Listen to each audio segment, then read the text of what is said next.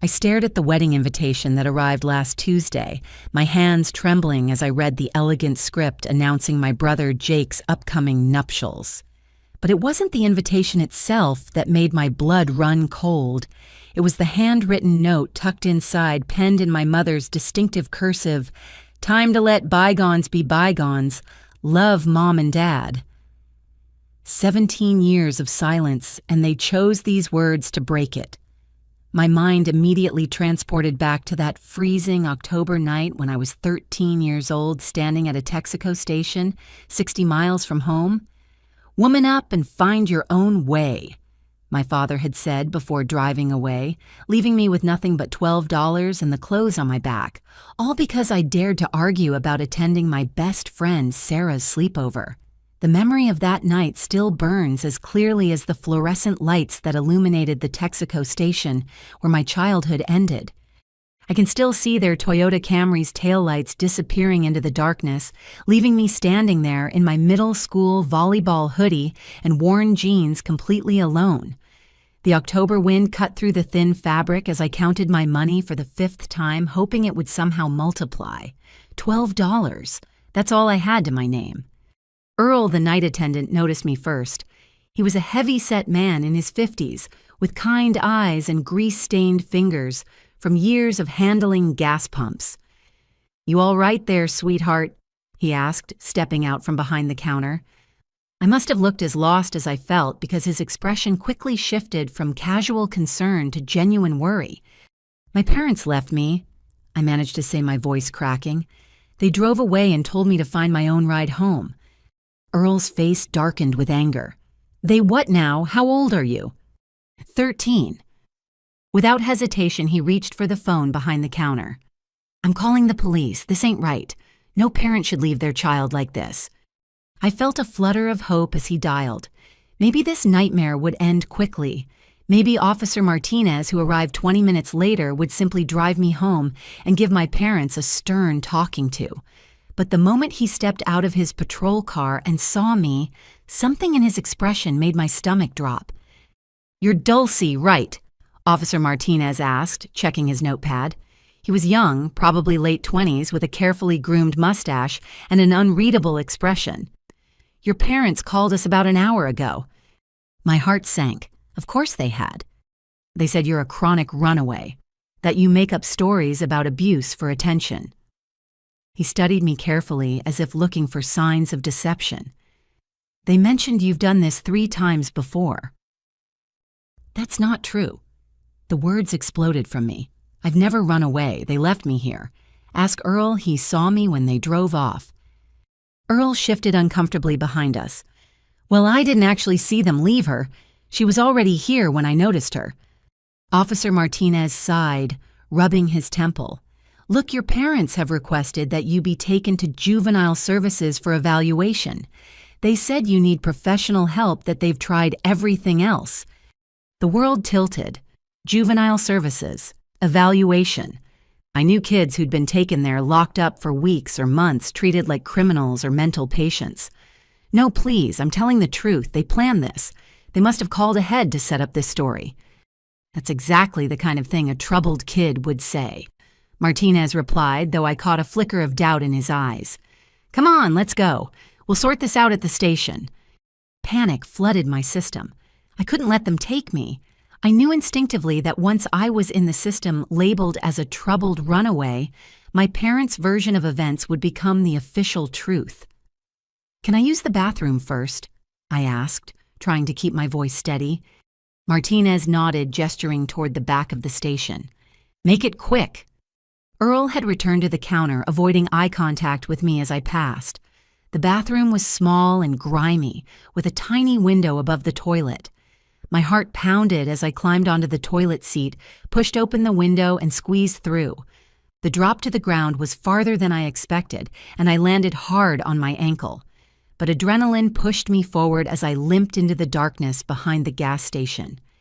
I could hear Martinez calling my name, then Earl's voice joining in. Flashlight beams swept across the parking lot. I pressed myself against the cold metal of a dumpster, holding my breath as footsteps approached. They passed within 3 feet of me, but the shadows hid me well. For 2 hours, I remained frozen in place as they searched. I heard Martinez on his radio reporting that the runaway had fled again, confirming her parents' story. More patrol cars arrived. They searched the surrounding area methodically, but eventually gave up as the night grew colder. By the time the last patrol car left, it was past midnight. The gas station had closed Earl driving away in his pickup truck without a backward glance. I was completely alone injured, and now officially labeled as exactly what my parents had claimed, a troubled runaway who couldn't be trusted.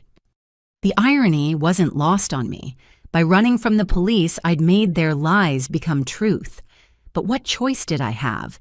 Let them lock me up based on my parents' word? Allow myself to be evaluated by doctors who'd already been told I was a liar? I slumped against the dumpster, finally allowing the tears to fall. The metal was ice cold against my back, and my ankle throbbed where I'd landed on it. The $12 in my pocket felt like nothing against the vast emptiness of my situation. No phone, no way to contact anyone who might help, and now the police would be looking for me as a confirmed runaway. The reality of what my parents had done began to sink in. This wasn't a spur-of-the-moment punishment or an empty threat meant to scare me. They had called ahead, crafted a story, created an official narrative that painted me as the problem. They had planned this abandonment with the same careful attention they gave to planning family vacations or holiday dinners. But why, the question echoed in my mind as I shivered in the darkness. What kind of parents orchestrate their 13-year-old daughter's disappearance? What had I done that was so terrible? I'd argued about a sleepover, talked back a few times, gotten a B- in algebra. Normal teenage stuff that other kids did without being abandoned at gas stations. A rustling sound made me freeze. A rat emerged from beneath the dumpster, regarding me with beady eyes before scurrying away. I pulled my knees to my chest, making myself as small as possible. Somewhere in the distance, a train whistle blew lonely and mournful. I thought about Sarah, probably asleep in her warm bed, wondering why I hadn't shown up for the sleepover. Would she call my house in the morning? What would my parents tell her, that I'd run away? That I was getting help for my problems? Would anyone question their story? The temperature continued to drop. My volleyball hoodie, which had seemed warm enough when I'd left the house that afternoon, now felt like tissue paper against the wind. I spotted some cardboard boxes near the dumpster and grabbed them, trying to create some kind of shelter. The smell of rotting food made my stomach turn, but it was better than freezing. As I arranged the cardboard, a horrible thought struck me. What if this wasn't the first time they'd done this? My sister Emma had supposedly run away 5 years earlier when she was 15. I was only 8 at the time, too young to question the story. Emma had been troubled too, according to my parents. Always making up stories, seeking attention, causing problems. One day she was there, the next she was gone. We never heard from her again. The parallels were too obvious to ignore. Had Emma stood at some gas station too abandoned and afraid? Had she been labeled a runaway by police who'd been fed the same lies? Where was she now? The thought made me angry, and anger was better than despair. I wouldn't disappear like Emma. I would survive this, figure out what my parents were really doing, and find a way to expose them. But first, I had to make it through the night.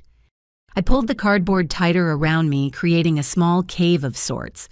My ankle had swollen, making it painful to move. Hunger gnawed at my stomach, but I couldn't risk going anywhere tonight. Tomorrow, I would figure out how to find food, water, shelter. Tomorrow, I would start learning how to survive. But tonight, I was just a 13-year-old girl sleeping behind a dumpster, abandoned by the people who were supposed to protect me.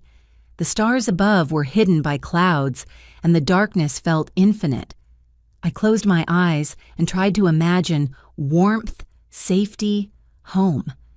But home was no longer a place I could return to.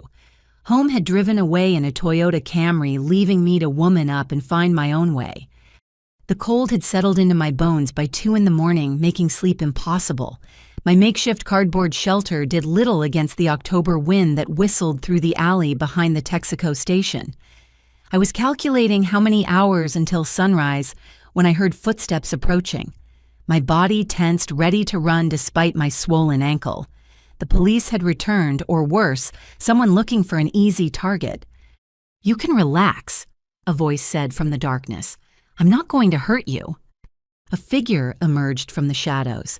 A teenage boy, maybe 16, carrying a worn backpack and a bundle of fabric. He had sandy hair that needed cutting and clothes that had seen better days, but his eyes were alert and surprisingly warm. "I'm Marcus," he said, keeping his distance to show he wasn't a threat. "Saw the police circus earlier. First time." I nodded, not trusting my voice. "Figured. You're doing it wrong." He gestured at my cardboard setup. "Wind's coming from the west tonight. You've got your opening facing right into it. Also, cardboard alone won't cut it. Here." He tossed me the bundle of fabric. It was a thick blanket army surplus by the look of it, with only a few holes. "Why are you helping me?" I asked, catching the blanket. Marcus shrugged, settling down a safe distance away. "Someone helped me my first night 3 months ago. Figured I'd pass it on." He showed me how to arrange the cardboard to block the wind properly, how to use the blanket to trap body heat. "What's your name?" "Dulcie." "How old?" 13. He winced. "That's rough. I was 13 when my stepdad first kicked me out, but at least I got to go back for a while. Parents, they left me here, told the cops I was a chronic runaway." Classic move. Marcus said, his voice bitter. "My stepdad did the same thing. Makes it easier for them. Nobody questions the concerned parent story." He pulled out a water bottle and offered it to me. "Small sips. Don't know when you'll find more." The water was lukewarm but tasted better than anything I'd ever drunk. How do you survive out here?" Marcus gave me a crash course in street survival over the next 2 hours. He taught me which restaurants threw out perfectly good food at closing time and exactly when to check their dumpsters. The McDonald's 2 blocks over tossed everything at 11:30 sharp. The Chinese place on 3rd Street was good for rice and vegetables around midnight. Pizza places were gold mines on weekends. "Never eat anything that smells off, no matter how hungry you are," he warned. "Food poisoning out here can kill you, and always check for mold, especially on bread."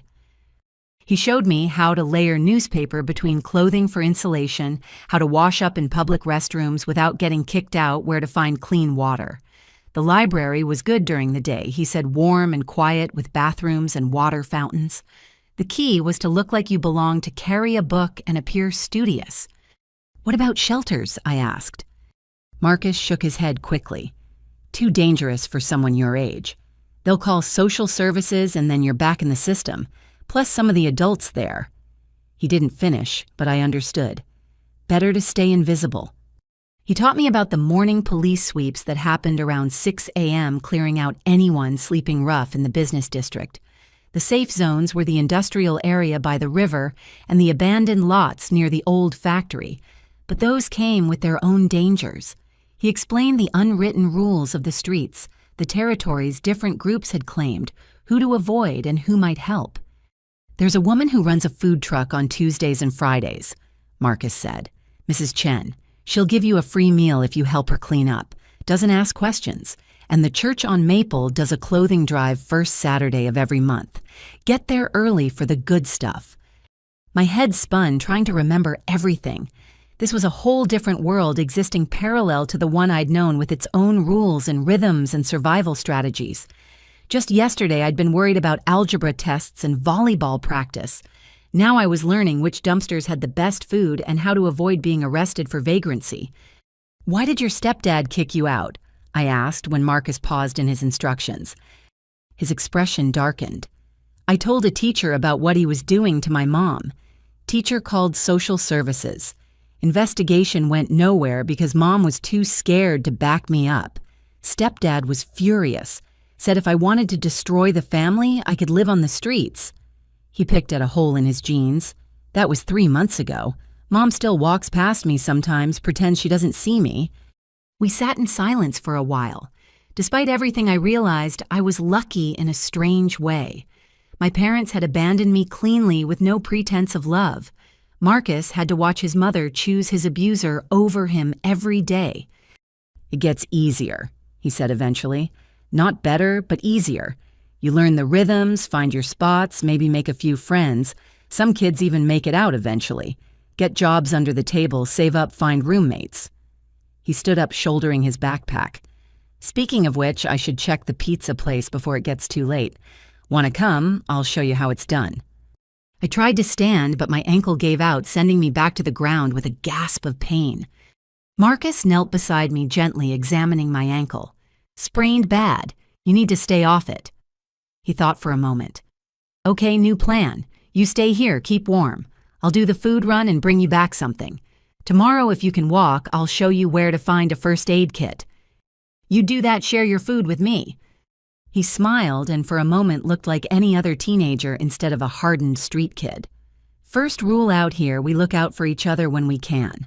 The world's cruel enough without us adding to it. He headed off into the darkness, promising to be back within an hour. I wrapped myself in his blanket, amazed by the difference it made. The cardboard shelter, properly positioned, now actually blocked most of the wind. For the first time since my parents drove away, I didn't feel completely alone. Marcus had survived 3 months. Maybe I could too. He returned 40 minutes later with a feast by street standards, 2 slices of pepperoni pizza, an unopened bag of breadsticks, and half a chocolate cake that someone had special ordered but never picked up.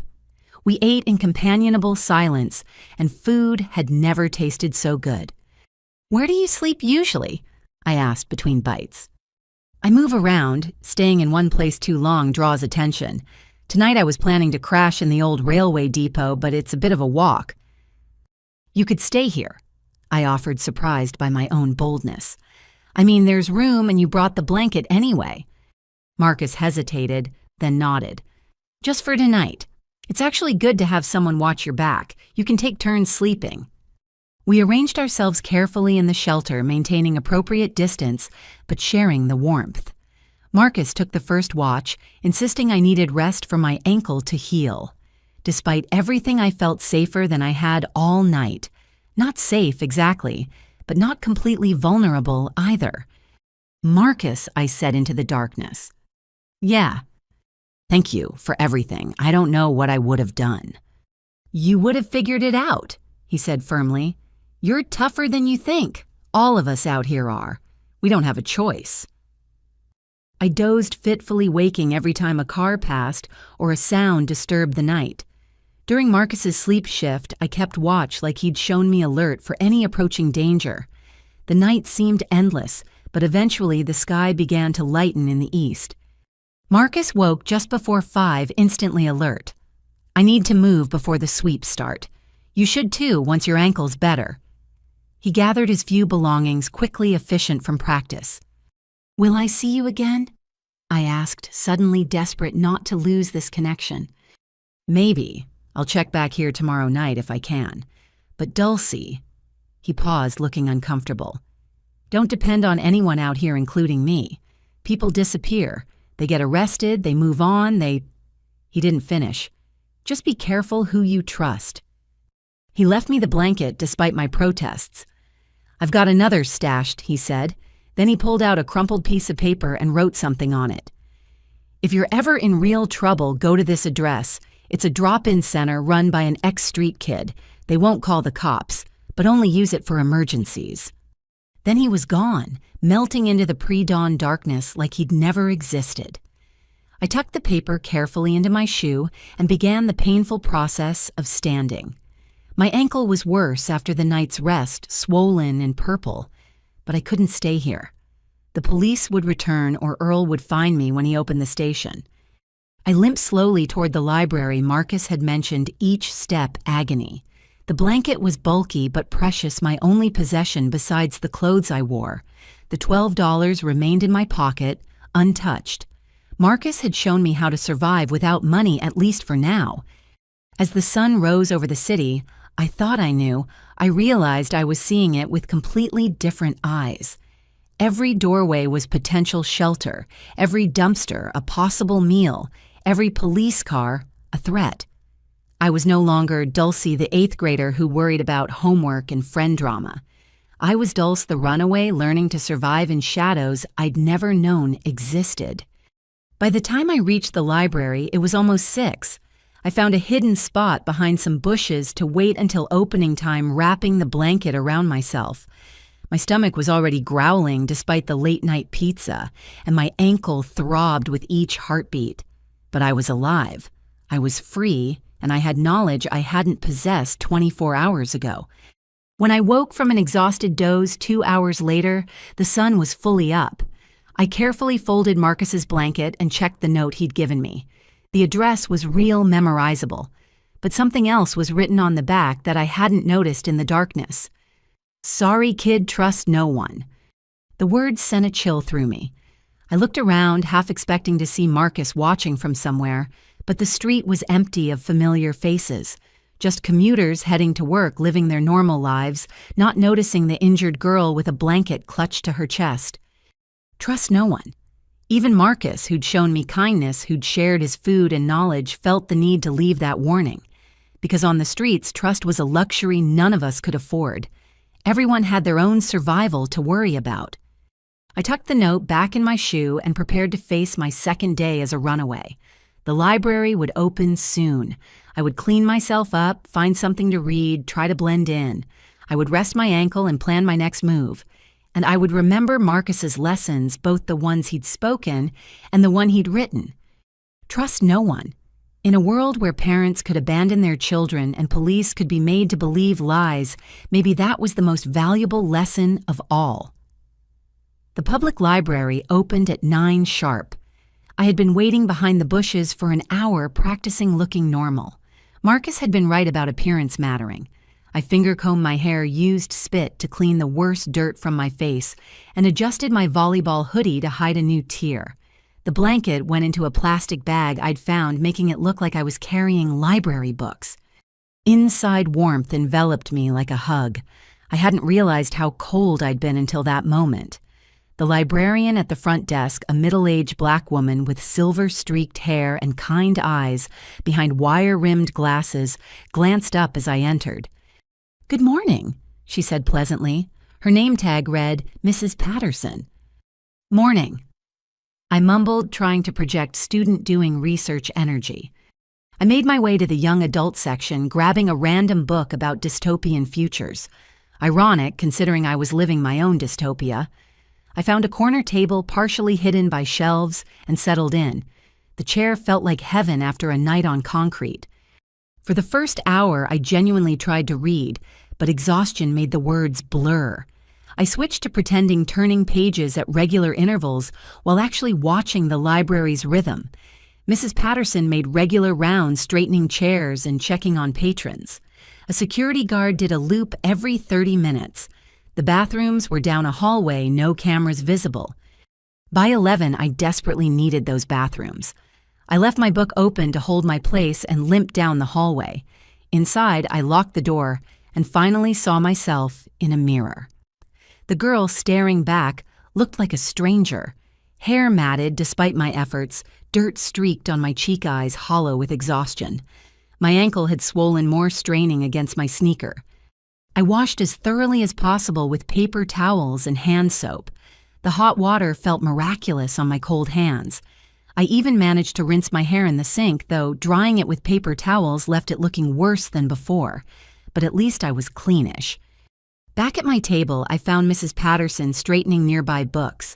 She glanced at my open book, then at me. Something flickered in her expression. "That's the 3rd time you've had that same page open," she said quietly. My heart stopped. I'd been careless, too tired to properly fake reading. "I'm studying it really carefully." I tried. She moved closer, lowering her voice. "Honey, I've been a librarian for 22 years. I know when someone's reading and when someone's just trying to stay warm." Her eyes took in my damp hair the way I favored my injured ankle. "Are you all right?" The kindness in her voice almost broke me, but Marcus's warning echoed trust no one. "I'm fine, just tired from staying up late studying." Mrs. Patterson nodded slowly. "Of course. Well, there's a reading nook in the back that's more comfortable. Quieter, too. Less foot traffic." She pointed toward a corner I hadn't noticed. "The history section. Nobody ever goes back there on weekdays." I understood the unspoken offer. a place to rest without being observed. Thank you. She started to walk away, then paused. The library serves free lunch to students in our after-school program at noon, in the community room. If you happen to be there, I doubt anyone would check whether you're officially enrolled. My empty stomach clenched with hope. That's good to know. Mrs. Patterson smiled and continued her rounds. I gathered my things and found the history section. She was right. It was perfect. High shelves created a private space with a comfortable chair and even a small table. I sank into the chair, elevating my injured ankle on my backpack. For the next hour, I dozed, fitfully startling awake whenever someone walked past. At 5 minutes to noon, I made my way to the community room. About a dozen kids were already there, mostly elementary age. Mrs. Patterson was setting out sandwiches and fruit. "Oh, good you made it," she said casually, as if I belonged there. "Help yourself. We always have extras." I took a turkey sandwich, an apple, and a juice box, trying not to seem too eager. The food was simple, but felt like a feast. I ate slowly, savoring each bite while the younger kids chattered around me. "You're new," a boy about 10 observed. "Just started coming," I said vaguely. "Cool. Mrs. P's the best. She lets us do homework here and everything." After lunch, I returned to my history nook. The food and warmth made me drowsy, but I forced myself to actually read this time, choosing a book about local history. If I was going to hide here regularly, I needed to blend in better. Around 2 o'clock, nature called again. This time, as I walked to the bathroom, I passed the computer area. On the community bulletin board, among notices for yoga classes and book clubs, I saw it. My school photo stared back at me from a missing person flyer. Runaway Dulcie Martinez, age 13, may be dangerous to herself or others. If seen, do not approach. Contact police immediately. The words hit like physical blows. Dangerous, do not approach. They'd made me sound like a criminal or a mental patient. My knees went weak. I tore my eyes away and continued to the bathroom, locking myself in a stall. Panic rose in my throat. How many of these flyers were out there? Had Mrs. Patterson seen it? Was she calling the police right now?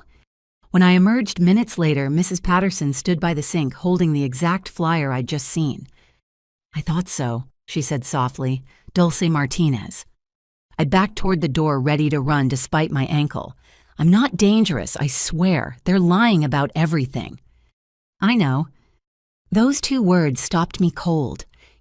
No. Mrs. Patterson locked the bathroom door and leaned against it. 25 years ago, I was 15. My parents didn't want a teenage daughter who asked questions, who had opinions, who wouldn't just smile and obey, so they had me committed, said I was troubled, violent, a danger to myself. Her voice was steady, but her eyes held old pain. I spent 2 years in that place.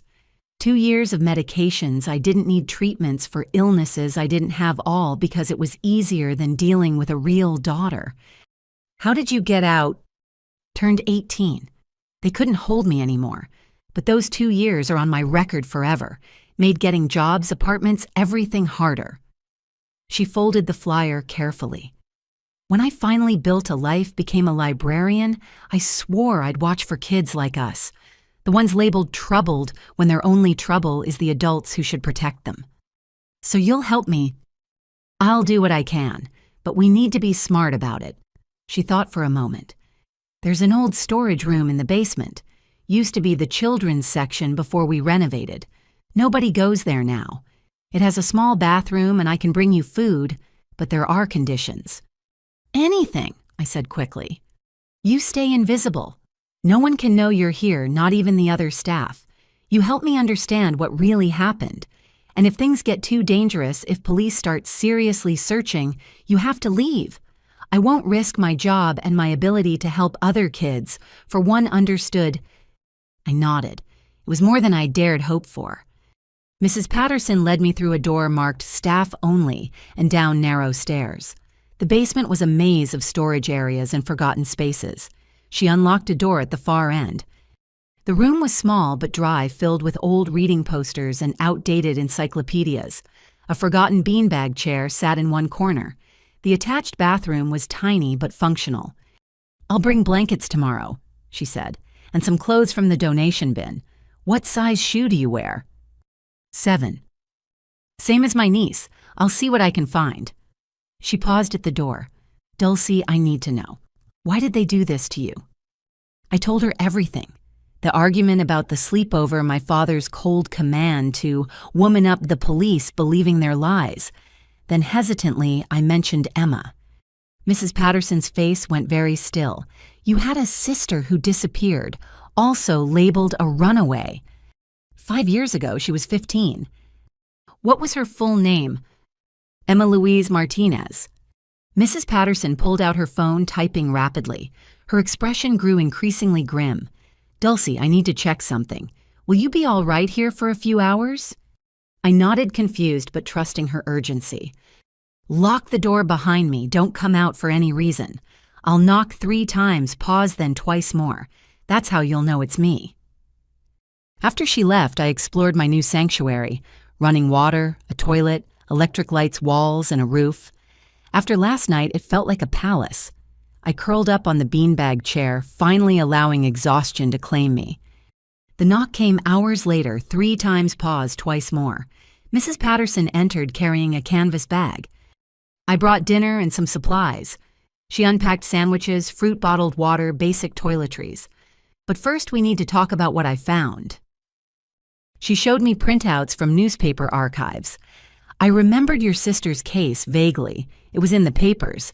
But I found something else. She handed me an article from 3 years ago. A Jane Doe was found in Colorado, right age, similar description to Emma, never identified. My hands shook as I read. The girl had been found at the bottom of a ravine, injuries consistent with a fall or a push. There's more, Mrs. Patterson said gently. I have a friend who works in social services. Off the record, she told me your parents filed for Emma's death certificate last year. Claimed they had evidence she died. They've been collecting survivor benefits. The room spun. They killed her. They killed Emma, and they're profiting from it. We don't know that for certain, but it's suspicious enough that we need to be very careful. If they abandoned you the same way... She didn't finish. Dulcie, have you noticed anything else strange about your family? Any patterns? I thought hard, then remembered. My dad's sister, Aunt Maria. She supposedly moved to Mexico when I was little, but she and my dad had been fighting about my grandmother's will. Mrs. Patterson made another note. Tomorrow I'll do more research. For now you need rest and food. Eat then sleep. We'll figure this out, but it's going to take time. After she left, I sat in my small room processing everything. My parents weren't just cruel or neglectful, they were something far worse. And Emma... I couldn't think about Emma without feeling sick. But I wasn't alone anymore. Mrs. Patterson had been where I was, had survived and built a life. She was proof that the label they stuck on us didn't have to define us. I had shelter and ally and the beginning of answers. I thought about Marcus's warning, trust no one. But sometimes you had to take calculated risks. Mrs. Patterson had trusted me with her story. I would trust her with my life, at least for now. That night, sleeping on a pile of old reading rugs instead of behind a dumpster, I dreamed of Emma. She was calling my name, reaching out to me across a vast canyon. I woke with tears on my face and a terrible certainty that my sister had been trying to warn me that last night before she disappeared. I'd been too young to understand. But I understood now, and I would find out exactly what happened to her, what my parents had done, and why. They'd made one mistake in their careful plan. They'd left me alive. 3 days into my basement existence, I developed a routine. Mrs. Patterson would arrive at 7 each morning before the other staff, bringing breakfast and checking on me. Days were spent reading everything I could find about missing children, family crimes, and inheritance law. Nights were for planning and remembering. I brought you something, Mrs. Patterson said on the 4th morning, producing a laptop. It's old but functional. The library's Wi-Fi reaches down here if you sit near the door. I've set up a VPN for safety. Why are you taking such risks for me? I asked, overwhelmed by her continued kindness. She sat on an overturned crate, something she rarely did. Because when I was in that institution, convinced I was as crazy as they said, one nurse believed me. She couldn't get me out, but she kept me sane. She'd sneak me books, real food little reminders that I was human. Mrs. Patterson smiled sadly. She died 5 years ago. Helping kids like us, it's how I honor her memory. The laptop opened new worlds. I started with simple searches about Emma, but found little beyond the original missing person reports and the Jane Doe article Mrs. Patterson had shown me. Then I thought to check our local paper's digital archives, searching for any mention of the Martinez family before Emma disappeared. What I found made my blood run cold. 4 months before Emma vanished, she'd been featured in the paper 3 times. Once for making honor roll with a perfect GPA, once for her volunteer work at the animal shelter where she'd organized a successful adoption drive, the 3rd time for placing 2nd in a state science fair with a project on environmental conservation. This wasn't the portrait of a troubled teen. This was a girl with dreams, ambitions, a future. I dug deeper, finding her social media account still frozen in time. Her last post, 3 days before she disappeared, was about being excited for college applications. The comments from friends asking where she was growing, increasingly worried, then eventually stopping, broke my heart. Then I found something odd in the newspaper archives. A small notice in the legal section dated 2 weeks before Emma disappeared. Public notice Robert and Linda Martinez petition for power of attorney over minor Emma Martinez due to mental incompetence. They'd tried to legally control her first. When that failed, Mrs. Patterson. I called softly when she made her noon check-in. "Look at this." She studied the screen, her face darkening. They tried the legal route first. When did Emma turn 15? I calculated quickly. A month before she disappeared. Old enough to contest power of attorney to speak for herself in court. Mrs. Patterson made notes in her ever-present notebook. "What else have you found?" I showed her my other discovery. Emma's science fair project partner, a boy named David Chen, had posted on a memorial page someone set up. Emma was the smartest person I knew. The week before she left, she told me her parents were acting strange, asking her to sign papers she didn't understand. She was scared. "We need to find this David," Mrs. Patterson said immediately. "I already did. He's a sophomore at State University now, majoring in engineering. His contact info is on the school website." Mrs. Patterson looked impressed. "You're quite the investigator. What else?" I pulled up the oldest file I'd found. This is from 8 years ago. My Aunt Maria, my dad's sister. The article was about a car accident. Maria Martinez had driven off a cliff during a family visit to the mountains. She was 22, recently engaged, and had just inherited a significant sum from their grandmother. "Another accident," Mrs. Patterson murmured. "Any witnesses?" "Just my parents. They were supposedly following in another car but lost sight of her on the winding roads." The pattern was clear now.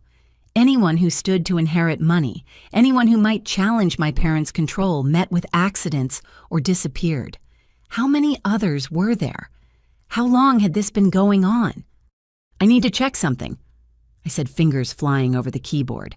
I accessed genealogy websites, public records, building our family tree. What emerged was horrifying. In the past 15 years, 5 members of the Martinez extended family had died young or disappeared.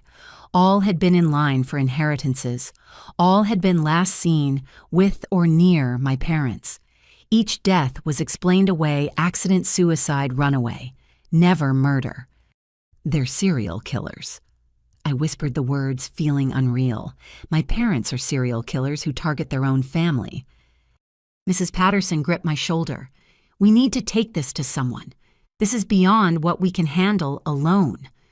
Who'd believe us? I'm a runaway with mental problems. Remember, any accusation I make will be dismissed as delusion." She paced the small room.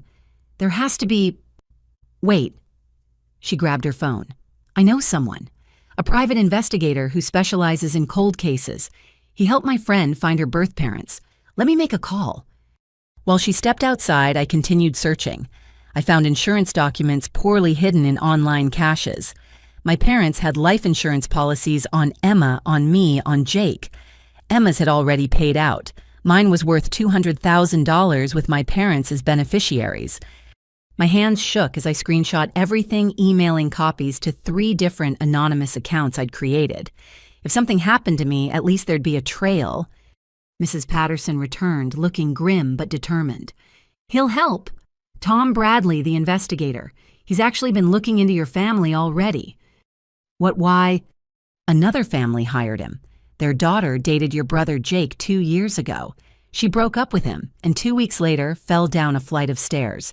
Survived, but barely. She insists she was pushed but couldn't prove it." Jake.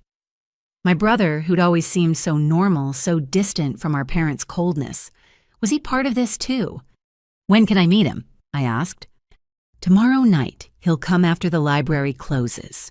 Dulcie." Mrs. Patterson sat beside me. "You're very brave. But this is dangerous. These people, your parents, they've apparently killed before. If they realize you're investigating them..." "They already tried to get rid of me," I pointed out. "But they made a mistake. They didn't stick around to make sure I disappeared like the others." That night, I lay awake thinking about Emma. Her last night at home, did she know she was in danger? Had she tried to warn me I was only 8, too young to understand if she had?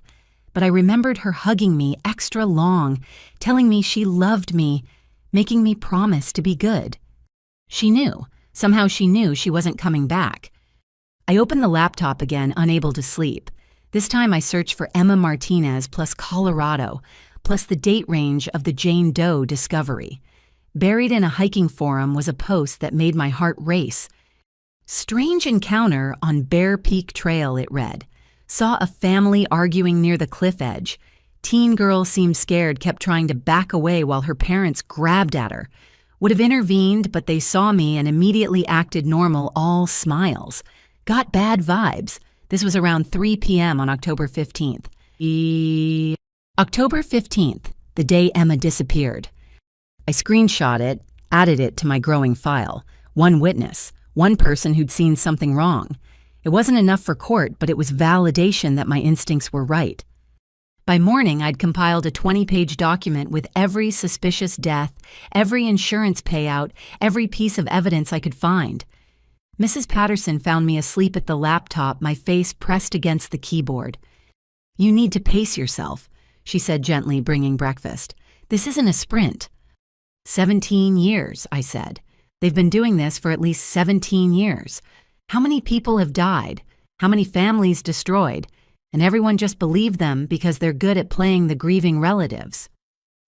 "Not everyone," Mrs. Patterson reminded me. "That hiker had suspicions. David Chen knew something was wrong, the girl who survived Jake's push. People see, they just don't always connect the dots." "Until now." She smiled grimly. "Until now. Eat your breakfast. Tonight we start connecting those dots with someone who can actually do something about it." I thought about my parents probably going about their normal lives, confident their latest abandonment had worked. They had no idea I'd found shelter allies, and most importantly, the truth about their 17-year murder spree. "Emma, I promise silently I'll expose them. For you, for Aunt Maria, for all of them.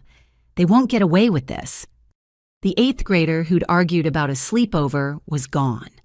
In her place sat a detective, a survivor, and maybe the key to bringing down a family of killers who'd hidden behind respectability for far too long. Tomorrow I'd meet Tom Bradley. Tomorrow we'd begin building a case. But today I had more searching to do, because somewhere out there were more victims, more families who deserved justice, and I wouldn't stop until I found them all. 3 weeks had passed since my parents' abandonment, and I'd grown comfortable in my basement sanctuary. Too comfortable, perhaps. Mrs. Patterson had created a routine that made me feel almost normal. Meals appeared regularly. I had books and internet access, and my ankle had finally healed. But normalcy was an illusion, as I discovered the Tuesday morning when everything changed. I was deep in research cross-referencing insurance claims with obituaries when Mrs. Patterson burst through the door without her usual knock pattern. "Someone's been asking about you," she said breathlessly. A man with a camera taking pictures of the library entrance says he's a concerned citizen looking for a runaway. My blood froze. Police? No. Private investigator, but not Tom Bradley. This one feels wrong. She pulled out her phone, showing me a blurry photo she'd managed to snap. The man was tall, thin, wearing an expensive suit that seemed out of place for someone claiming to search for runaways. He's been questioning all the staff showing your picture. I started packing immediately. 3 weeks of safety had made me careless, but my street instincts kicked back in fast. Everything important went into my backpack. The laptop, my evidence files backed up on multiple USB drives, the few clothes Mrs. Patterson had brought me. "Wait," she said. "Don't run yet. Tom Bradley is coming this afternoon as planned. Let me text him about this." Her phone buzzed almost immediately. "He says to sit tight. He's on his way now." Another buzz. "And he says to tell you to check your email. He sent something this morning." I opened the laptop, hands shaking slightly. Bradley's email was brief but shocking. "Dulcie, I've been investigating your family for 18 months. You're not the first person to suspect them. I have evidence, but I need a living witness, someone who survived their attempts. Stay safe. We're closer to justice than you know. Tom." Attached were files that made my own research look amateur, financial records showing suspicious money transfers after each family death, medical reports that didn't quite add up, and photographs of my parents meeting with the same funeral director after each tragedy, like they had death on speed dial. "He's been building a case," I breathed. "He already knew everything I found and more." Mrs. Patterson's phone rang. She answered, her face going pale. "The investigator is showing a warrant to the head librarian, says he has authority to search for a dangerous runaway who might be hiding here." That's not possible. Real warrants don't work like that for runaways. Which means it's fake and he's desperate enough to use it. She helped me finish packing. There's an old service tunnel that connects to the building next door. It's how they used to move books before the renovation. Go through there, exit through the coffee shop, and meet Bradley at the place he specified. She handed me an envelope. "Emergency cash. And Dulcie, don't come back here. They know about this place now." We hugged quickly, both of us aware this might be goodbye forever. This woman who'd risked everything for a stranger who'd given me hope when I had none, who'd believed me when no one else would. "Thank you," I whispered, "for everything." "Make them pay," she whispered back, "for Emma, for all of them." The service tunnel was narrow and dusty, clearly unused for years. I crawled through darkness following Mrs. Patterson's directions until I emerged in a storage room that smelled of coffee beans. The shop was busy, easy to slip through unnoticed, but as I pushed out onto the street, I spotted him immediately, the thin man from Mrs. Patterson's photo, standing across from the library entrance, watching. I pulled up my hood and walked the opposite direction, forcing myself not to run. 3 blocks away, I ducked into an alley to catch my breath and check Bradley's instructions. We were to meet at a diner on the east side somewhere my parents' investigator hopefully wouldn't think to look. The journey took an hour using every technique Marcus had taught me. Double backtake, unexpected turns, use reflections to check for followers. By the time I reached Mabel's 24-hour diner, I was confident I'd lost any tail. Tom Bradley wasn't what I expected. Instead of the grizzled film noir detective, I'd imagined he was clean-cut mid-40s, looking more like an accountant than someone who investigated murders. He sat in a corner booth, positioned to see all entrances. "Dulce Martinez," he said quietly as I slid in across from him. "You look like your sister." Those 5 words hit harder than any punch. "You knew Emma." I've studied her case extensively, even found some people who remembered her. Smart girl. Too smart for her own good, maybe. He pulled out a tablet, angled so only I could see it. "Before we start, I need you to know something. I'm not just investigating your family for clients. This is personal." He showed me a photograph of a young woman, early 20s, bright smile. "My niece, Rebecca. She worked at the same insurance company as your mother 10 years ago. Became friends with the family, even house sat for them once. Then she discovered some discrepancies in policy payouts. She came to me for advice, said she thought the Martinezes were committing fraud. What happened to her? His jaw tightened. Carbon monoxide leak in her apartment 2 days after she talked to me. Investigators ruled it accidental, a faulty heater. But Rebecca was meticulous about safety. She'd just had that heater inspected the week before. Another victim, another accident. How many more were out there? So you've been investigating them ever since? On and off, but carefully. Your parents are connected, have friends in useful places. Every time I got close to something concrete, witnesses would disappear or change their stories. He locked eyes with me. Until now, you're the first person to survive their attempt and stay free long enough to gather evidence. That makes you invaluable and incredibly endangered. He flipped through screens on his tablet, showing me his files. They were extensive financial forensics, showing how my parents had accumulated wealth through insurance payouts and inheritances. Photographs of them at casino resorts and on luxury vacations, always shortly after a family member's death. Records showing they'd consulted with estate lawyers before each accident. But here's what really caught my attention. Bradley continued pulling up a complex chart. The pattern of deaths, it's not random. They target specific people at specific times, always related to inheritance milestones. Your Aunt Maria was killed just before her trust fund fully vested. Emma disappeared right before she could access her college fund, which reverted to your parents. I was supposed to disappear before turning 14. I finished. Why 14? Your grandmother's will has a provision. Any grandchild who dies or is declared legally incompetent before age 14 has their share redistributed to the surviving family members. After 14, the inheritance is locked in, only accessible at 21. My birthday was in 3 months. They'd tried to eliminate me just in time. There's more, Bradley said. That investigator looking for you, his name is Marcus Webb. He's not really a private investigator. He's a fixer. Someone rich people hire to clean up messy situations. They hired him to finish what they started. Most likely. Which means they know you're alive and talking to someone. He closed the tablet. Dulcie, I have enough evidence to take to the FBI, but it's all circumstantial. I need direct testimony, someone who can connect the dots for a jury.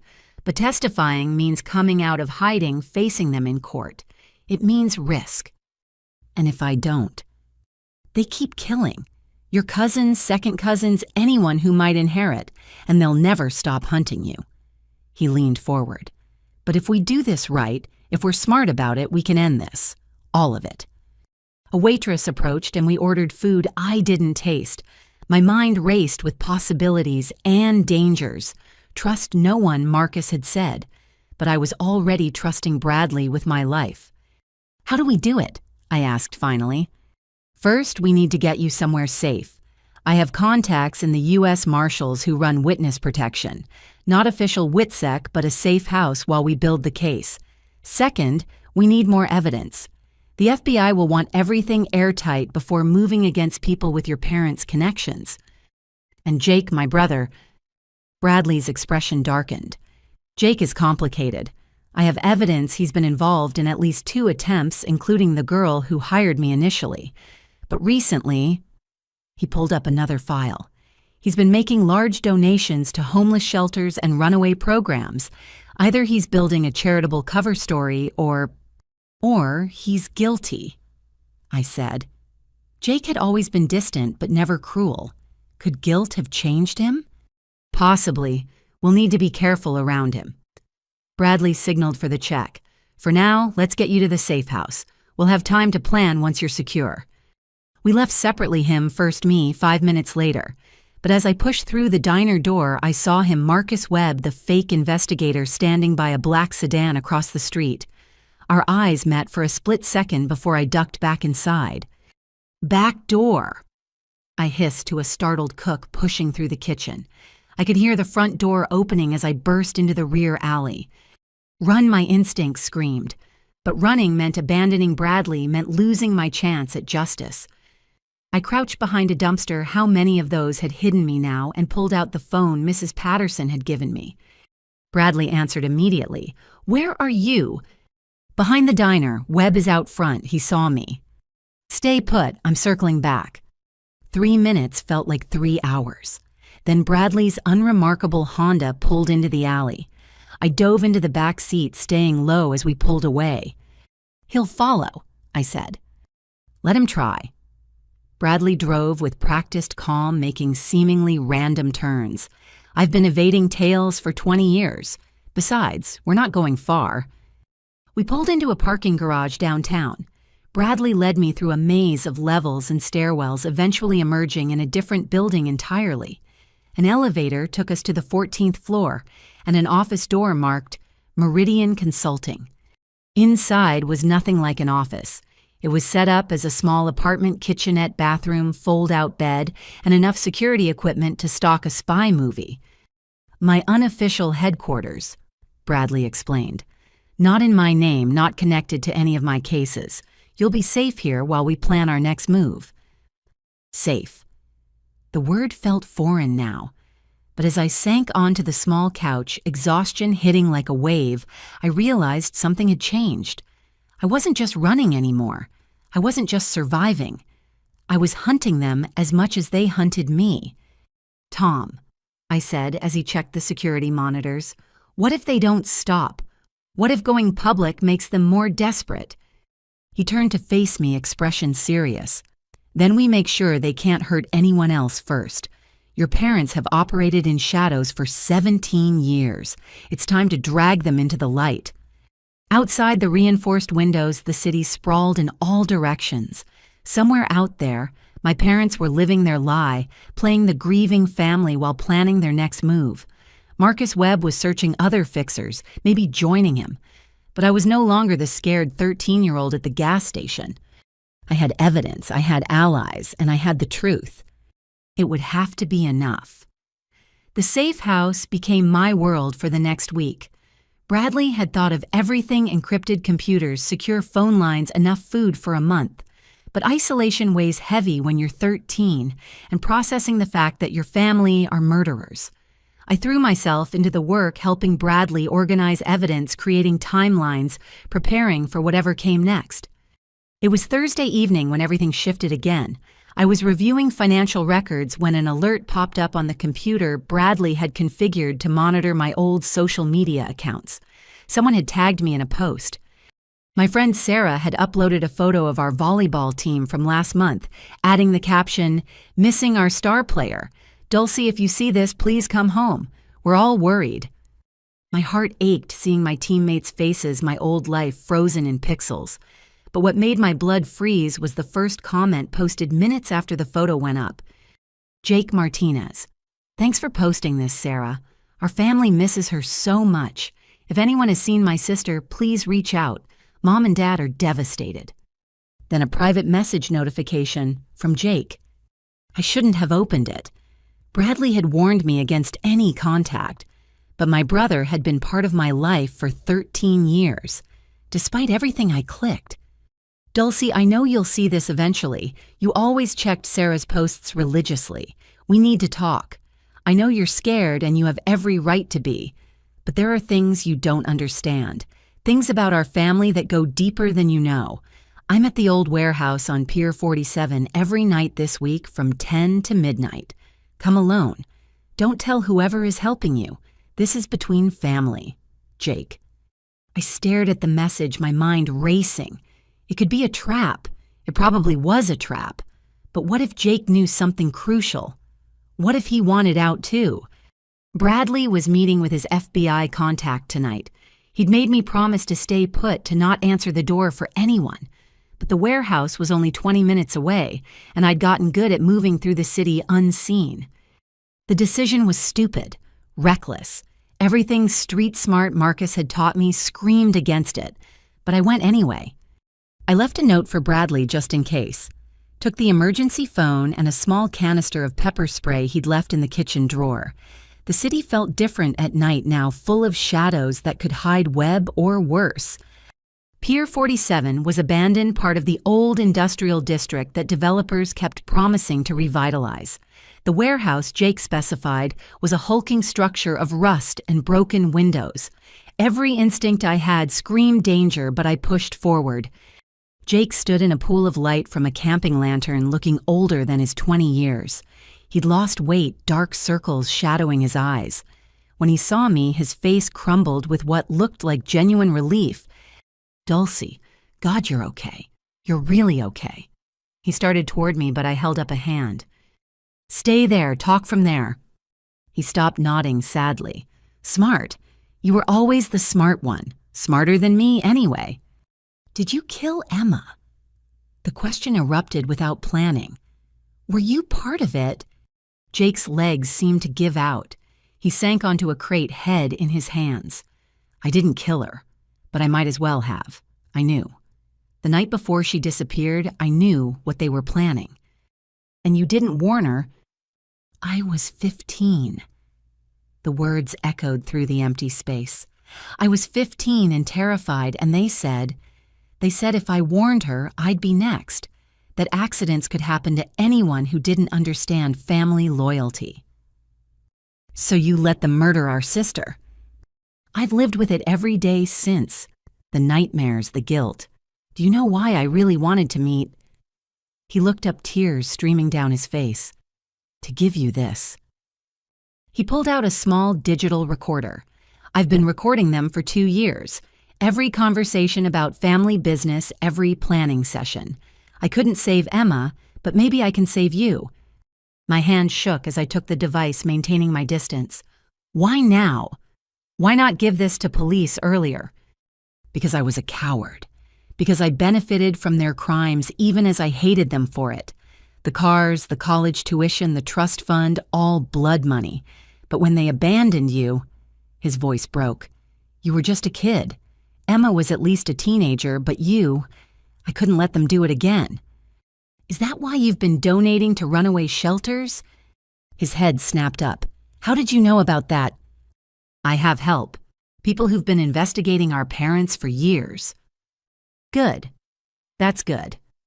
He wiped his eyes. "Listen, there's something else. Something about why they do this. It's not just money, though, that's part of it. Our grandmother, Dad's mom, she wasn't just wealthy. She knew things about the family history, dark things. She kept journals, documented everything. Dad and Mom aren't the first in our family to cull relatives." My stomach churned. "What? It goes back generations. Some twisted family tradition about keeping the bloodline strong by eliminating the weak, the ones who might talk, who might break the cycle. Grandma tried to stop it by spreading the inheritance wide, making it harder to consolidate power, but that just gave them more targets. Where are these journals?" "That's what I'm trying to find. Emma was looking for them before they killed her. She left notes in code places she'd searched. I've been following her trail." He stood slowly. "Dulcie, they're getting desperate. Hiring Webb was just the start. They know you're out there building a case. They're planning something bigger." "How do you know?" "Because they asked me to help. Wanted me to use my connection with Sarah to track you down. I've been stalling, but..." He pulled out his phone, showing me a text thread. "They're threatening her now. Said if I don't produce results, my girlfriend might have an accident." "Sarah's not your girlfriend." "They don't know that, but she's still in danger because of her connection to you." He pocketed the phone.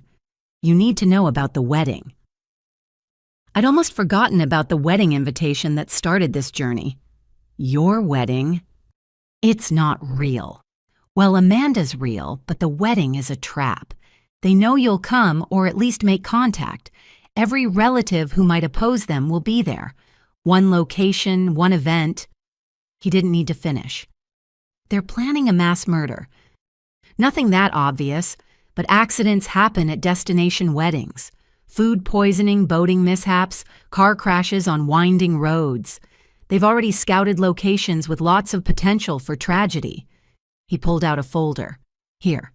Everything about the wedding plans the guest list who they consider threats. Take it to whoever's helping you." I took the folder, mind reeling. A family tradition of murder, generations of culling the weak, and now a wedding designed as a killing field. Jake, come with me. We can protect you. He shook his head. If I disappear, they'll know you have inside information. I'm more useful playing along for now. Besides, he gestured to the warehouse around us. This isn't the only copy of those recordings. I've hidden dozens. If something happens to me, they'll surface. Don't be a hero. Look what happened to Emma when she tried to stop them alone. I'm not alone anymore. You're out there building a case. Just be careful, Dulcie, and know that I'm sorry. For everything. For not protecting Emma, for benefiting from their crimes, for being too weak to stop them sooner. A sound from outside made us both freeze. Footsteps on gravel, multiple sets. Go, Jake whispered urgently. Back exit through the offices. Go! I ran clutching the recorder and folder. Behind me, I heard car doors slamming, voices calling Jake's name. Not our parents, they'd never dirty their own hands. But Webb, maybe, or others like him. The offices were a maze of decay and debris. I navigated by moonlight and memory of similar buildings explored during my homeless weeks. Behind me, shouts echoed through the warehouse. Jake's voice rose above them, playing confused, asking what was wrong. I burst out onto a different street, immediately blending into a group of late-night workers heading home. My hands shook as I texted Bradley. Coming back, have information, being followed. His response was instant. Stay public, main streets only. I'm sending help. The 20-minute journey stretched into an hour of doubling back and hiding in late-night businesses. By the time I reached the safe house building, a woman I'd never seen before was waiting by the entrance.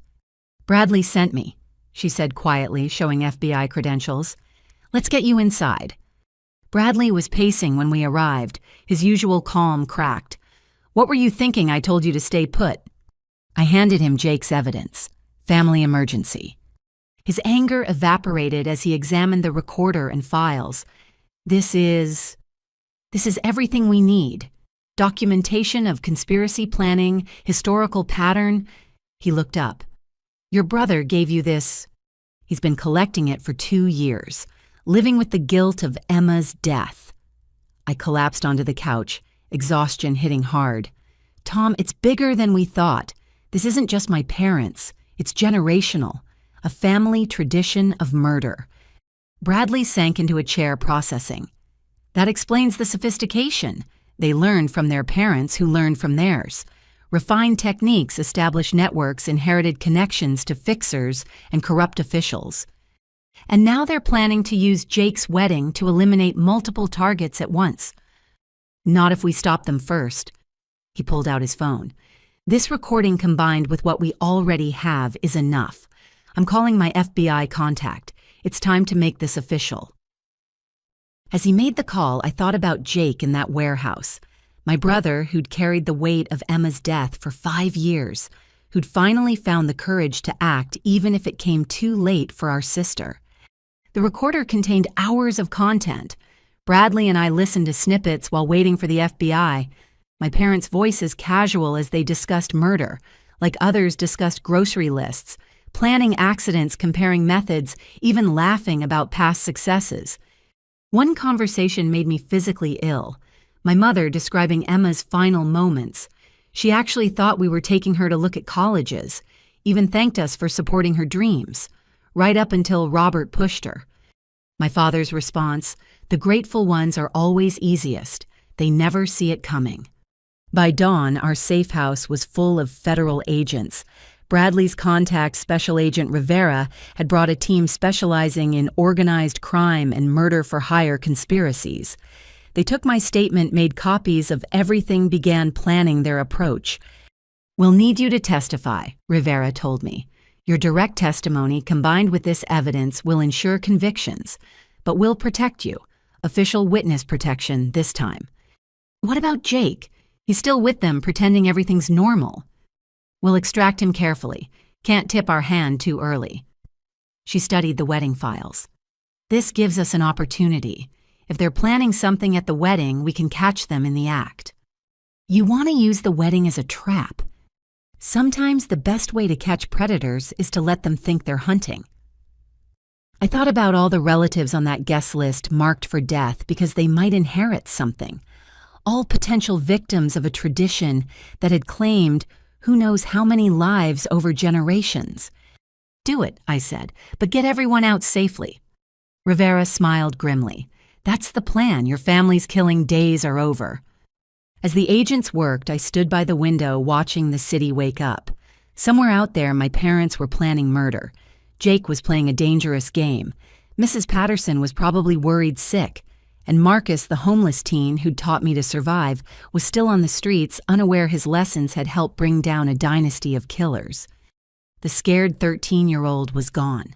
In her place stood a survivor who'd helped expose a conspiracy spanning generations. Emma would have justice. All of them would. The hunt was almost over, but the hardest part, facing them in court telling the world what my family really was, still lay ahead. The FBI operation required patience. While they built their case and planned the wedding trap, I remained in protective custody. 3 weeks of debriefings, recorded testimonies, and careful preparation. Agent Rivera became a constant presence, teaching me how to testify, how to stay calm under cross-examination. But isolation, even protective isolation, wears on you. Bradley visited daily, updating me on the investigation's progress. My parents continued their normal routines, unaware their every move was being watched. Jake maintained his cover-feeding information to the FBI while playing the dutiful son. It was Mrs. Patterson who provided unexpected relief. Bradley had made contact with her, assuring her I was safe. She sent books, letters of encouragement, and crucially updates about the library community I'd left behind. One letter concerned me. There's a new woman volunteering with our youth programs, Nancy Williams. She seems particularly interested in helping runaway teens. Something feels off about her, but I can't pinpoint what. I showed the letter to Rivera. Mrs. Patterson has good instincts. Might be worth checking. Rivera nodded, making a note. We'll look into it. Can't be too careful with your family's network. That afternoon, Bradley arrived with troubling news. We've been tracking your parents' communications. They've hired someone new. Not a fixer like Webb, but someone who specializes in finding missing children. A woman named Nancy Williams. My blood ran cold. She's at the library near Mrs. Patterson. We know. We've been monitoring her since she showed up. Bradley pulled up a file on his tablet. Nancy Williams doesn't exist before 6 months ago. The identity is completely fabricated, but we tracked her real name, Nicole Vance. She runs what looks like a foster home for troubled teens. Looks like. No official licensing, no government oversight, and teens who go there have a tendency to disappear. The room spun. Another predator hunting vulnerable kids, but this one was connected to my parents somehow. Rivera took over. We've been investigating similar operations. There's a network of these fake foster homes all connected to wealthy families who need problems to disappear. Kids who might inherit money, who might talk about family secrets, who might testify against relatives. My parents hired her to find me. More than that, we intercepted communications suggesting they hired her to make sure you never surface again, permanently. Rivera's expression was grim. But this gives us an opportunity. If we can document her operation, connect it to your parents, it's another charge to add. Conspiracy to commit murder across state lines. You want to use me as bait? No, absolutely not. Bradley's voice was firm. You've risked enough. But Rivera looked thoughtful. Not bait, but we need someone on the inside to document what's happening there. Someone who could pass as a runaway. I won't let you send Dulcie back into danger, Bradley insisted. I'm not suggesting we do. Rivera pulled up another file. We have an undercover officer who specializes in these operations. Officer Kim Chen, 22 but looks 16. She's extracted dozens of kids from trafficking situations. Let me help, I said. Both adults turned to stare at me. Not go inside, but help plan. I know how runaways think what would seem believable. I can help her prepare." They exchanged glances, then Rivera nodded. "Actually, that could be valuable. You've lived it. You know what details would ring true or false." Over the next 2 days, I worked with Officer Chen. She was petite and tough, with eyes that had seen too much despite her youth. I taught her the small things, how kids on the street layer clothing where they hide precious items, the wariness that becomes second nature. "Never turn your back on a door," I told her. "Always know your exits. And if someone offers help that seems too good, it usually is." She absorbed everything, asking detailed questions about my time on the streets. In return, she shared stories of other kids she'd saved, building my confidence that she could handle whatever Nancy Williams was running. The plan was simple. Chen would appear at the library, play the desperate runaway, let Nancy rescue her. She'd document everything inside the house while the FBI built their case. What none of us expected was how fast it would go wrong. Chen made contact on a Tuesday. By Wednesday afternoon, she'd activated her emergency beacon. The FBI raided the house within an hour, finding not just Chen, but 4 other girls locked in the basement. The foster home was a way station for human trafficking with connections to buyers across the country. Rivera showed me photos from the raid, carefully edited to protect the victims' identities. "Your instincts about Mrs. Patterson's letter might have saved these girls' lives. Nancy was planning to move them within days." But the real shock came from the documents they found. Nancy had photos of me, detailed information about my habits, my time at the library, even my friendship with Marcus. My parents had given her everything. "There's more," Rivera said quietly. "We found communications about other operations. Your parents weren't just using Nancy to find you. They've been supplying kids to her operation for years. Runaways who might talk foster children, who knew too much, any child who posed a threat to their network." I thought I couldn't be more horrified by my family. I was wrong. "Emma?" I asked, though I dreaded the answer. "We don't know. Nancy's records only go back 7 years. But," Rivera hesitated, "we found a Jane Doe case from 5 years ago. A girl matching Emma's description was found escaped from a trafficking ring in Colorado. She died from injuries sustained during captivity. The DNA was too degraded to identify her definitively, but the timeline—" I couldn't breathe. Emma might not have died on that cliff. She might have survived the push only to face something worse. Months of captivity, of horror, before finally dying alone and unidentified. "I'm going to be sick," I managed. Bradley held my hair as I emptied my stomach, the full evil of my parents hitting like a physical blow. They weren't just killers. They were suppliers to a network of child predators using murder attempts as recruitment tools. When I could speak again, my voice was steel. "I want them destroyed, not just arrested. I want their entire network burned to the ground." "That's the plan," Rivera assured me. "Nancy's already talking, trying to cut a deal. She's naming names, including your parents. The wedding trap is still on, but now we're looking at federal trafficking charges on top of murder." Chen visited that evening bandaged but determined. "Those girls are safe because of your warning," she told me. "You saved them." "You saved them, I just wrote a letter." "No." Her voice was firm. "You survived long enough to expose this. You gathered evidence when everyone else was fooled. Those girls are free because you didn't give up." That night, I lay awake thinking about Emma. Had she known about the trafficking? Is that why they had to silence her? Or had she simply been in the wrong place at the wrong time, another profitable casualty in their sick enterprise? Bradley had news in the morning. "Jake made contact. Your parents are accelerating the wedding timeline. They're spooked by Nancy's arrest, though they don't know we've connected her to them. The wedding is in 2 weeks. 2 weeks until the trap sprung. 2 weeks until I'd face them again, this time in a courtroom instead of a gas station."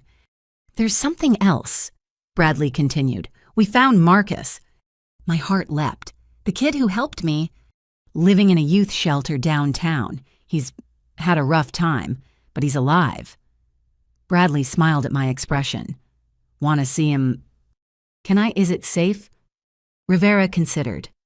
Actually, it might be good for you. Remind you that some stories have happy endings. We'll arrange a secure meeting. 2 days later, in a protected location, I saw Marcus again. He looked healthier, cleaner, but his eyes still held that street wariness. When he saw me, his face split into the first genuine smile I'd witnessed from him. Dulcie. You made it.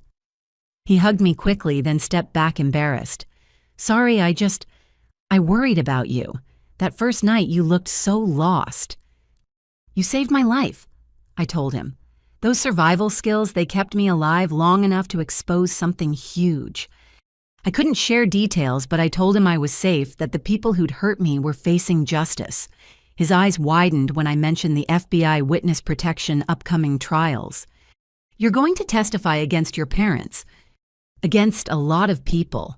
Marcus, what you taught me helped take down a trafficking ring. Kids are safe because you helped me survive. He shook his head in wonder. I just showed you which dumpsters had food. You showed me how to survive, how to stay invisible, how to think like someone hunted. I gripped his hands. You're a hero even if you don't see it. We talked for an hour. He was getting his GED planning for community college. The shelter had connected him with services therapy, hope for a future. When it was time to leave, he pressed something into my hand. I kept it, he said. Figured if you made it, you'd want it back. If not, well, it reminded me that sometimes people do. It was the note he'd left me, trust no one. But he'd added something on the other side, except the ones who prove you can. As the FBI agents drove me back to the safe house, I clutched that piece of paper. In 2 weeks, I'd face my parents in court. I'd tell the world what they'd done to Emma, to me, to countless others. It would be the hardest thing I'd ever done. But I wouldn't do it alone. I had Bradley and Rivera, Mrs. Patterson and Chen, and even Marcus cheering me on from afar.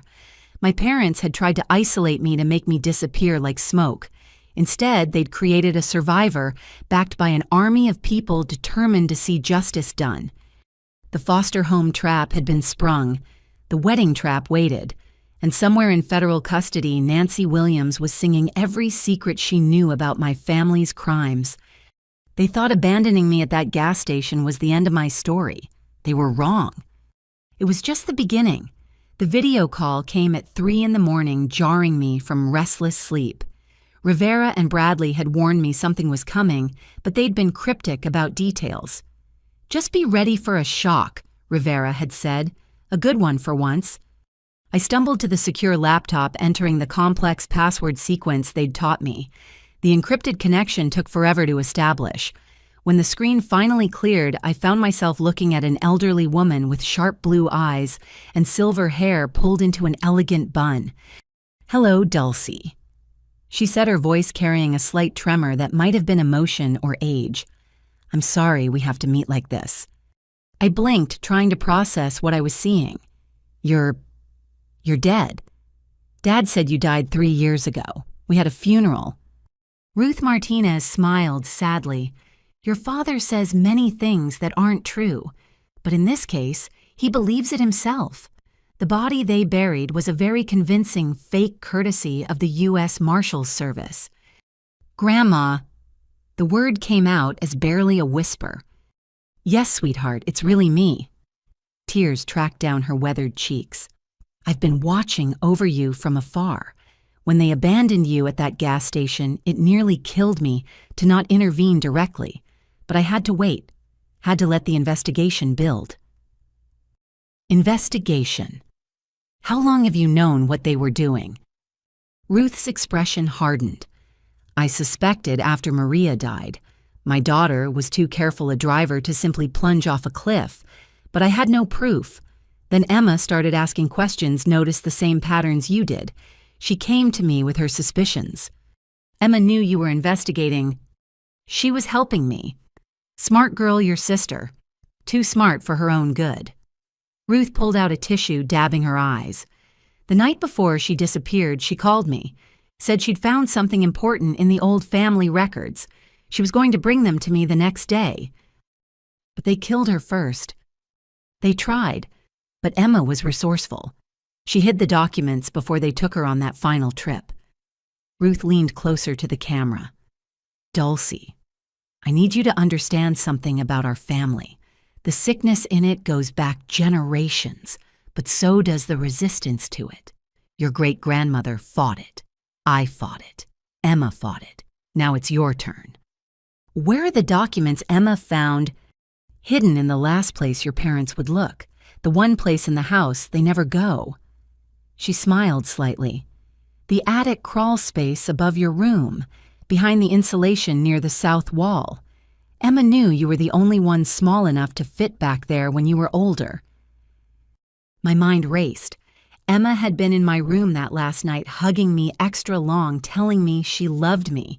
Had she been hiding evidence just feet from where I slept? After Emma disappeared, I knew I was next. Ruth continued. Your parents had already tried twice. Food poisoning at Sunday dinner that only affected me. Brake lines cut on my car. So I reached out to Tom Bradley. Yes, I'm the one who hired him initially. Together we staged my death. But the funeral, the will reading, all theater. The will they read was fake. My real will is quite different. Her eyes glinted. You see, I've spent 3 years documenting everything. Not just your parents' crimes, but the entire family history. Every suspicious death, every missing relative, every insurance payout. It goes back 60 years, Dulcie. Your grandfather, his father before him, killers all. I felt sick. Why would a family do this for generations? Power, money, and a twisted philosophy that the family must be pruned to stay strong. They call it the tradition. Only the ruthless survive to pass on the name. Ruth's voice dripped disgust. But there have always been those who fought back. Your great-aunt Helen exposed her brother in 1972. Your second cousin Michael wore a wire to his own father's arrest in 1993. We're not all monsters, Dulcie. Just enough to make the family name a curse. Why didn't you go to the police years ago? With what proof suspicions? The word of an old woman against her respected son and daughter-in-law. She shook her head. I needed evidence. Emma died trying to get it. You succeeded where we failed. Not alone, Tom Bradley, Agent Rivera, Mrs. Patterson, I had help. Because you were brave enough to accept it, smart enough to document everything, strong enough to survive. Ruth's pride was evident. You're a true Martinez woman, not the twisted version your parents represent, but what we were meant to be. Protectors, not predators. Bradley appeared in frame beside her. We should tell her the rest. Rest, I asked. Ruth nodded. The documents Emma hid aren't just family records. They're originals, birth certificates, death certificates, insurance documents, all proving the forgeries your family has used for decades. But more importantly, there's a ledger, a complete record of the tradition, written by your great-grandfather, names, dates, methods, and most crucially, where the bodies are hidden. My breath caught. Bodies? Not everyone got public funerals, dear. Some simply moved away or lost touch. The ledger details where they really ended up. Ruth's face was stone. Emma found it all. That's why they had to silence her immediately. If we could get that ledger, it would prove conspiracy going back generations, show pattern and practice, turn individual murders into organized crime. Bradley leaned forward, but we can't legally enter the house to search. Unless I invited you, I said slowly. It was my home, too, my room. Rivera must have been listening because her voice came through the speakers. Absolutely not. We're not sending you back into that house. You wouldn't be sending me. I'd be choosing to go. The plan formed as I spoke. My parents don't know I'm cooperating with you. What if I appeared to break from protective custody, showed up at home playing the prodigal daughter? I could retrieve the documents while wearing a wire. Too dangerous, Bradley said immediately. But Ruth looked thoughtful. It could work. Robert and Linda always underestimate their children. They'd believe Dulcie came crawling back, especially if she seemed properly broken. "Grandma," Bradley protested. "Don't grandma me, Thomas. This is our chance to end it all." She focused on me. "But only if you're certain. This isn't just dangerous, it's the hardest thing you could do. Facing them, pretending to be defeated, when every instinct will scream to run or fight." I thought about Emma dying alone, whether on a cliff or in some trafficking hellhole. About Aunt Maria, whose only crime was inheriting money. About all the names I'd found in my research lives cut short by family tradition. "When?" I asked. "The wedding is in 10 days, Rivera's voice said. "If you're going to do this, it needs to be soon. We need time to analyze whatever you find." "Tomorrow," I said. "Give me tonight to prepare and I'll go tomorrow." Ruth wiped away fresh tears. "You're so much like Emma, so much like your great-grandmother Helen, the ones who fight back." "What happened to Helen?" I asked, though I suspected I knew. "Officially, car accident 3 days after she testified against her brother." Ruth's smile was sharp. "Unofficially, she lived another 40 years under a new name in Canada. I visited her every summer until she passed.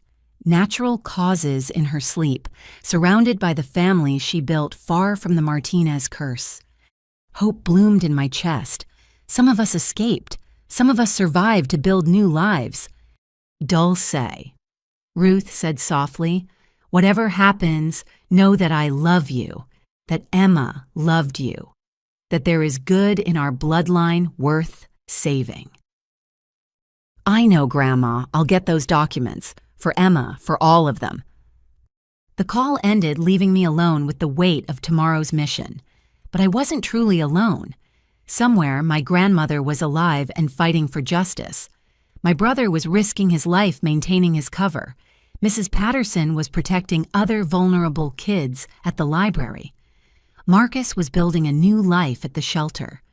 And Emma had hidden the keys to bringing down a dynasty of death, trusting her 8-year-old sister would someday be strong enough to find them.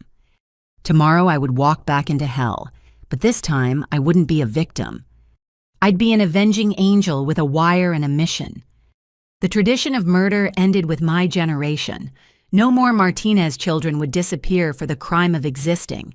No more inheritances built on blood. I spent the night practicing my story, my defeated posture, the tears I'd need to sell my return. By dawn, I was ready. Time to go home. Time to rob my parents of their last secrets. Time to prove that sometimes the pruned branches grow back stronger than the poisoned tree that cut them. The FBI safe house buzzed with activity as dawn broke. Technicians tested tiny recording devices while Rivera's team rehearsed contingency plans. I sat in the center of it all, letting them transform me back into the desperate runaway my parents expected to see. "Your clothes need to look worn but not destroyed," the costume specialist explained, artfully adding stains and tears to thrift store finds. "You've been surviving, not thriving." Bradley paced nervously.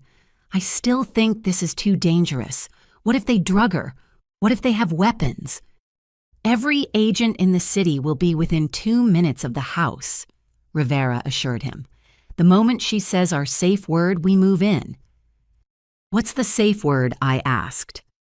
"Volleyball. Natural for you to mention, but specific enough we'll know." Rivera knelt before me. "Dulcie, you can back out any time. Even once you're there, just say the word and we'll extract you." "I won't need it. They want to believe I'm broken. It confirms their worldview that the weak always return to beg for scraps." I thought of my father's cold eyes at the gas station.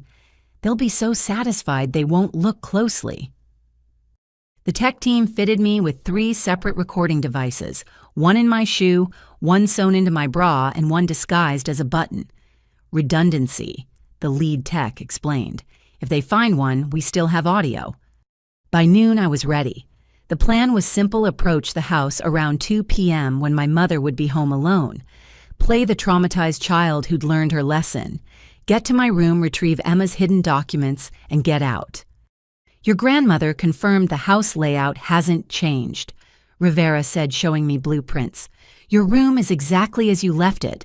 They've kept everything the same, probably expecting you to return eventually. Or wanting to preserve the crime scene for their sick satisfaction, I muttered. The drive to my old neighborhood took 30 minutes but felt like hours. Agent Chen, posing as a social worker, would drop me 3 blocks away. I'd walk the rest, giving our surveillance teams time to position themselves. You're brave, Chen said as we pulled over. Those girls from the trafficking house are safe because you started this chain of events. Remember that if things get hard in there. I squeezed her hand, then stepped onto the familiar sidewalk. Every house triggered memories, birthday parties, Halloween nights, normal childhood moments, before I understood the monster lurking in my own home. The walk cleared my head. By the time I reached our pristine 2-story colonial, I'd fully inhabited my role. Exhausted runaway. Defeated daughter. Lesson learned. I rang the doorbell with a shaking hand that wasn't entirely an act. My mother answered within seconds as if she'd been waiting by the door. Linda Martinez looked exactly the same perfectly styled brown hair designer clothes smile that never reached her eyes. "Dulcie!" She gasped, hand flying to her chest. "Oh my God, Dulcie!" She pulled me into a hug that felt like being embraced by a mannequin. "My baby, you're home. You're finally home." "Mom!" I croaked, making my voice small and broken. "I'm sorry. I'm so sorry. You were right. The world is... it's so hard out there." "Oh, sweetheart, come inside. You're safe now." She guided me in, calling out, "Robert, Robert, come quickly. She's home." My father appeared from his study, and I saw genuine surprise flash across his face before he schooled it into concern. They hadn't expected me to return on my own. "Dulcie." He approached slowly like I might bolt. "We've been so worried." "I'm sorry, Dad. About the sleepover, about arguing. You tried to teach me a lesson, and I let tears fall, not entirely fake, as I stood in this house of horrors. I should have just walked home that night like you said. Woman up. I understand now." They exchanged a look I couldn't quite read. Satisfaction, suspicion. "Well, you're home now," Mom said. "That's what matters. You must be exhausted and hungry. Let me make you something." Could I shower first and maybe lie down in my room? I haven't slept in a real bed in so long. Of course. Mom's enthusiasm seemed genuine, but I knew better. She was playing a role too, the relieved mother. "Your room is exactly as you left it. We knew you'd come home eventually." Dad studied me more carefully. "Where have you been, Dulcie?" We had people looking everywhere. Hiding, shelters sometimes when they didn't ask for ID, behind buildings mostly. I hugged myself, making my voice smaller. There was this man who said he'd help me, but he wanted things. I ran. I've been running ever since. The lie worked perfectly. They wanted to believe I'd been hurt, traumatized, taught a lesson about disobeying them. "No one will hurt you here," Dad said, and the irony would have been laughable if it weren't so sick. "You're safe with family." I nodded tearfully and headed upstairs. Everything was indeed exactly as I'd left it. Volleyball trophies, school photos, the normalcy I'd never have again. But I wasn't here for nostalgia. The attic access was in my closet ceiling. I stood on my desk chair, pushed aside the panel, and hauled myself up. Dust and insulation filled the cramped space, making me sneeze. Behind the insulation near the south wall, just as Grandma had said. My fingers found a plastic-wrapped bundle wedged between beams. Emma had wrapped it carefully, protecting it from moisture and time. Inside were 3 leather journals and a manila folder stuffed with documents. I opened one journal at random and nearly dropped it. Names, dates, and methods filled every page in my great-grandfather's careful script, a complete record of murders spanning 60 years. The tradition continues. One entry read, "Carlos showed weakness questioning our methods. The family voted. His accident has been arranged." I photographed each page with the phone Rivera had given me, uploading to their secure server. The documents in the folder were equally damning: forged death certificates, insurance policies, even photos of grave sites for people who were supposedly missing. A knock on my door made me freeze. Dulcie, honey, I made soup. Coming, Mom. I called, shoving everything back in the plastic, but I kept one thing, Emma's student ID card, tucked between pages. Proof she'd hidden this proof she'd tried to stop them. I slid down from the attic, brushed off the dust, and hid the ID in my shoe next to the recording device. Downstairs, both parents waited in the kitchen. A bowl of soup steamed on the table, and every instinct screamed not to eat it. But refusing would break character. I took a spoonful, then another. It tasted normal, though that meant nothing with my family. So, Dad said casually, "Did anyone help you while you were gone? Anyone we should thank?" A test. No, everyone wanted something in return, money or other things. I shuddered. I learned not to trust anyone. Hard lesson, but valuable. He seemed satisfied. "Your brother will be happy you're home. He's been beside himself." Jake was worried. "Of course he loves you, Dulcie. We all do. That's why we had to be firm about your behavior." Mom reached over to squeeze my hand. Sometimes, parents have to make hard choices for their children's own good. I wanted to scream. Instead, I yawned. "I'm so tired. Could I sleep for a while, just a few hours?" "Of course. But Dulcie." Dad's voice stopped me at the doorway. "Your phone and computer are in your room. We kept your service active, hoping you'd call. Maybe let your friends know you're safe. They've been worried, too." Another test. They wanted to see who I'd contact who'd been helping me. "Maybe later," I said vaguely. "Right now, I just want to sleep." Back in my room, I did check the phone. Dozens of missed calls from Sarah, from teammates, from teachers. All from months ago, eventually tapering off as hope died. My parents had kept the illusion of searching while knowing exactly where they'd abandoned me. I lay on the bed, fighting the urge to run immediately. Rivera had said to seem natural, not to rush, but every minute in this house felt like drowning. 2 hours. I'd give it 2 hours, then make an excuse to leave. Get the documents to the FBI, let them build their final case. The wedding was in 8 days. 8 days until my parents faced justice. I must have dozed despite my anxiety because I woke to voices downstairs. Multiple voices. My blood froze as I recognized one. Marcus Webb, the fixer who'd been hunting me. "She's upstairs," my father was saying. "Came home on her own just as you predicted, traumatized, compliant. The streets did what we couldn't, broke her spirit." "Excellent," Webb replied. "And she hasn't contacted anyone. No mention of help." "None. She learned her lesson about trusting strangers." They laughed, the sound making my skin crawl. But Webb's next words froze my blood. "Good, because we found Nancy's replacement. Someone even better at handling difficult children. They'll be here tonight to collect her." Collect me, like a package, like cargo. My parents were never planning to let me stay. This was just another trap, another abandonment. But this time, I'd disappear forever into some trafficking nightmare. I pulled out my phone, texting Rivera frantically. "They're planning to traffic me tonight. Webb is here. Multiple hostiles." Her response was immediate. "Say the word and we come in. But if we move now, we might lose our chance at the wedding trap. Might not get everyone in the network." "Not yet," I typed. "Let me try something." I crept to the top of the stairs, listening. They were still talking, making plans for my collection and transport. That's when I heard another familiar voice join them. Jake. My brother was there, part of the planning. "I can drug her dinner," he was saying. "Make transport easier." My heart shattered. His guilt, his recordings, his help, had it all been an act? Another family trap.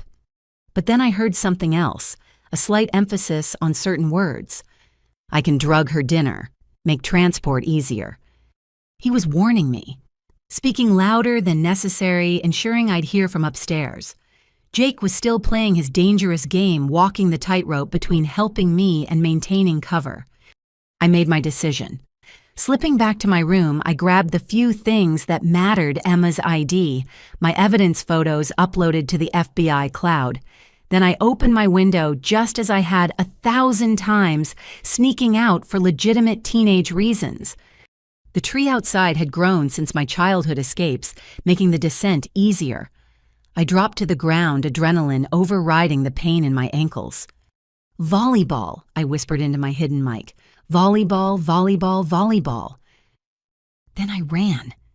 Behind me, I heard shouting as they discovered my escape. Webb's voice rose above the others, barking orders. But I knew these streets, these yards, these hidden paths between houses. More importantly, I knew FBI agents were converging from every direction. The first patrol car screeched around the corner as I reached the main road. Rivera jumped out, pulling me behind the vehicle as more units arrived. "The documents," she asked urgently. "All photographed and uploaded. 60 years of murders, all documented." I pulled Emma's ID from my shoe. She died trying to expose them, but she succeeded. We succeeded. Rivera spoke into her radio, coordinating the raid. Within minutes, my childhood home was surrounded. My parents, Webb, and several others I didn't recognize were led out in handcuffs. Jake was among them, maintaining his cover to the end. Our eyes met as they put him in a separate car. He nodded slightly, and I knew he'd seen me escape, had bought me time with his warning. "It's over," Bradley said, appearing at my elbow. "You did it." But it wasn't over. The wedding trap still waited. More network members to catch, trials to endure, truth to speak. I clutched Emma's ID card, thinking of all the victims over 60 years. They'd have justice now. The tradition of murder ended here, ended with a 13-year-old girl who refused to disappear. "Thank you," I whispered to my sister's memory. "I found them. I found them all." Rivera put her arm around me, guiding me to safety as evidence teams swarmed my former home. In 8 days, the rest would fall. But tonight, the Martinez murders were finally exposed. The tradition was broken, and I was finally truly free. The arrest of my parents made the evening news, but the FBI kept most details sealed to protect the ongoing investigation. I watched from a new safe house as reporters stood outside my childhood home, speculating about the shocking allegations against the respected Martinez family. If only they knew the full truth. What I didn't expect was the phone call that came the next morning. "Dulcie." The voice was professional but warm. "My name is Christina Chen. I'm an investigative journalist with Channel 7. I know you're probably being told not to talk to media, but I need you to hear me out. I was Emma's roommate at State College." I nearly dropped the phone. Emma's roommate for 6 months before she disappeared. She was my best friend, and I never believed the runaway story. "I've been investigating your family for 3 years. I have something you need to see." Rivera, listening on speaker, nodded her approval. Within an hour, Christina arrived at the safe house under FBI escort. She was young, maybe 25, with intense eyes and an armload of files. "Emma was scared those last few weeks." She began without preamble. "She'd found something in your grandmother's papers during spring break. She wouldn't tell me what, but she started recording conversations with your parents." My heart raced. "She made recordings." Christina pulled out a laptop. "She uploaded them to a cloud account I helped her set up. Your parents never knew. She gave me the password the night before she left for home, said if anything happened—" Her voice cracked slightly. "I've been gathering evidence ever since." The first recording made me sick. My mother's voice discussing Emma with someone I didn't recognize. "She's been asking questions about Maria. We may need to accelerate the timeline." My father's response: "The wedding excuse still works. Tell her we're scouting venues in Colorado, remote locations, cliffs for photos. She'll never suspect." "They planned it," I whispered, "weeks in advance." "There's more," Christina said grimly. "Emma wasn't just investigating. She was documenting everything in real time." She pulled up videos Emma had secretly recorded on her phone. Family dinners where my parents casually discussed problem relatives. Planning sessions disguised as normal conversation. In one video, I saw my 8-year-old self in the background playing with dolls while my parents discussed Aunt Maria's accident at the kitchen table. I'd been right there, too young to understand the monsters I lived with. "Why didn't you go to police?" Rivera asked. Christina's expression hardened. I tried. The detective I spoke to was golf buddies with your father. My concerns were dismissed, and suddenly I was facing harassment charges for stalking a grieving family. I had to back off work in the shadows. But you kept investigating. I couldn't let Emma down. I knew something terrible had happened to her. She pulled out a map marked with red X's. I've tracked everywhere your parents traveled in the past decade. Every family vacation corresponds with a relative's death or disappearance. But this is what made me call you. She showed me a list of wedding vendors my parents had contacted, florists, caterers, venues. Normal, except for one detail: they'd all been involved in previous events where relatives had died. The caterer from your Aunt Maria's birthday party before her accident, the hotel where your cousin Stephen had his heart attack at 32. They're recreating successful murder scenarios using people who've kept quiet before. Rivera immediately got on the phone sharing this information with her team. The wedding trap had just become even more critical.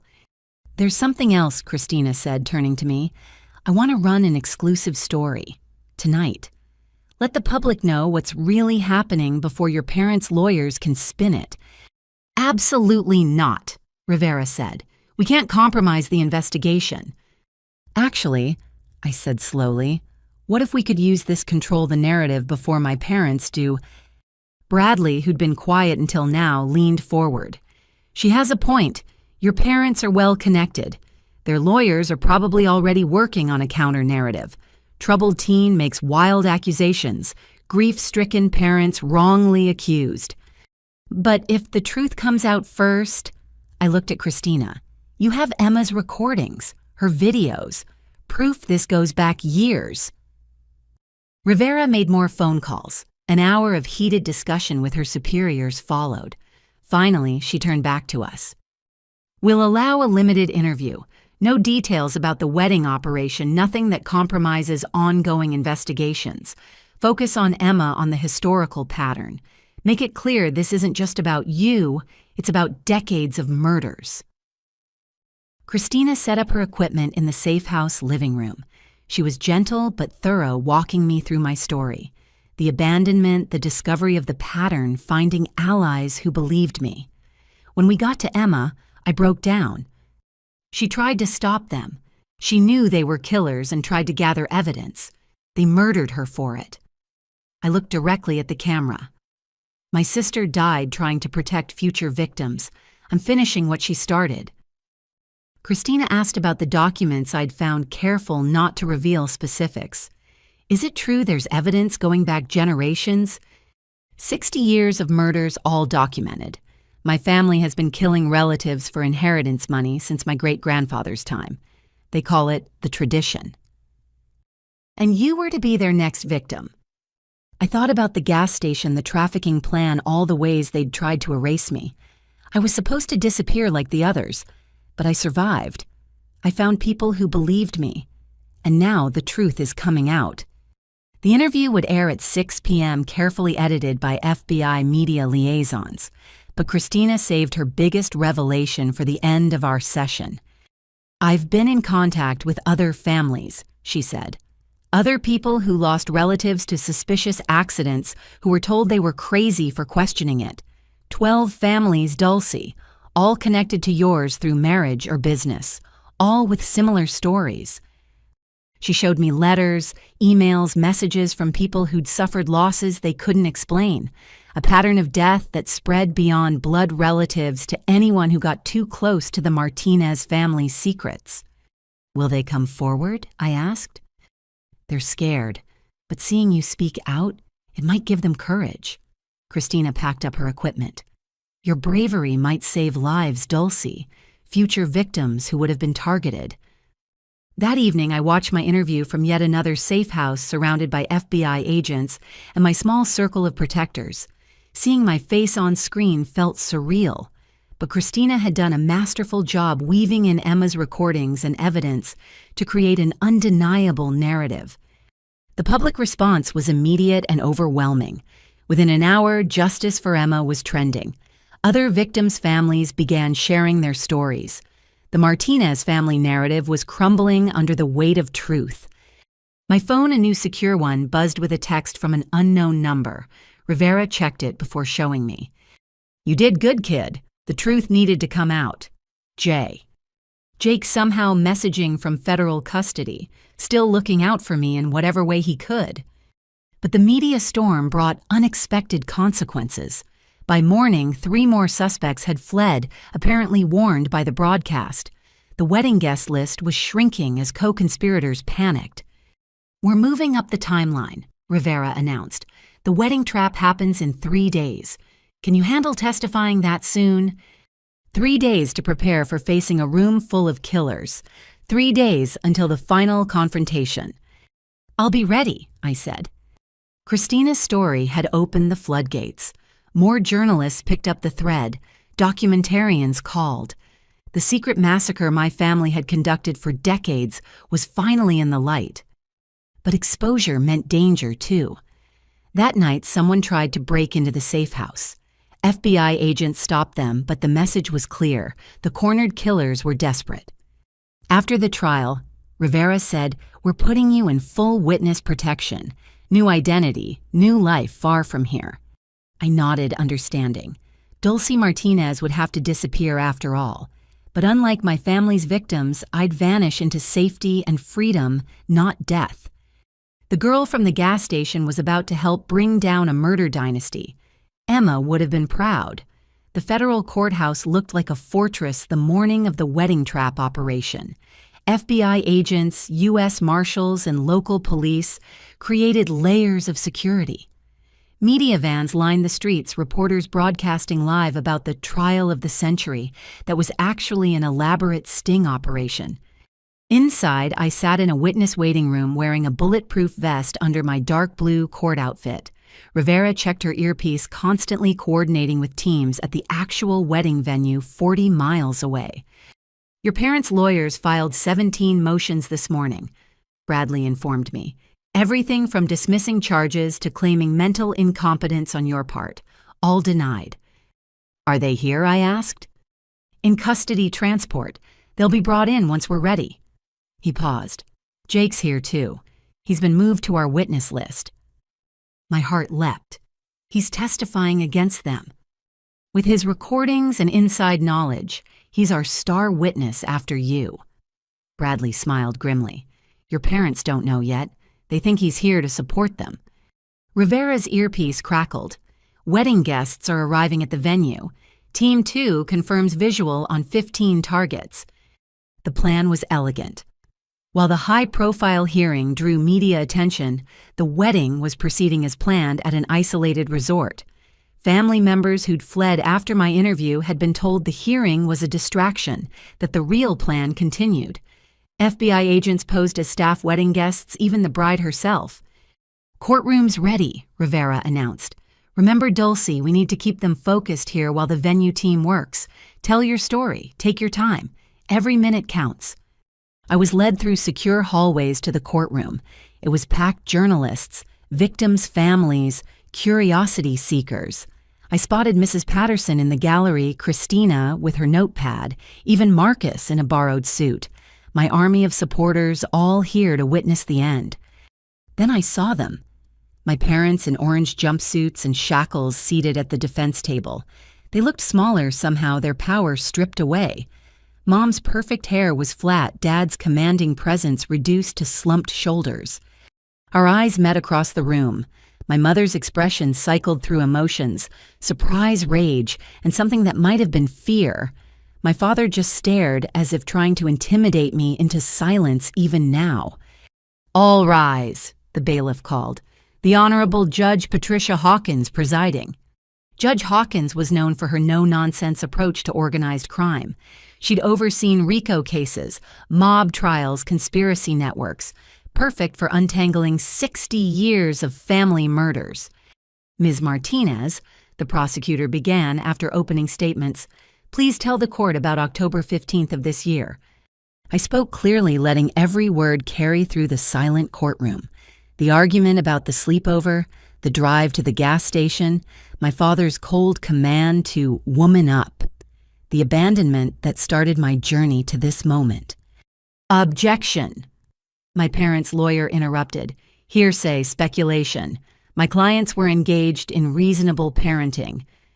Overruled, Judge Hawkins cut him off. Continue, Ms. Martinez. I told it all. The night behind the dumpster.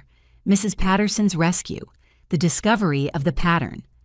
Emma, Aunt Maria, cousin after cousin, lost to accidents. The trafficking connection. The generational tradition of murder documented in my great-grandfather's journal. I'd like to submit People's Exhibit 47, the prosecutor said, displaying pages from the journal on courtroom screens. Gasps echoed as people read the clinical descriptions of planned murders. Michael showed weakness. I read from one entry. The family voted. His brake lines will be cut Tuesday.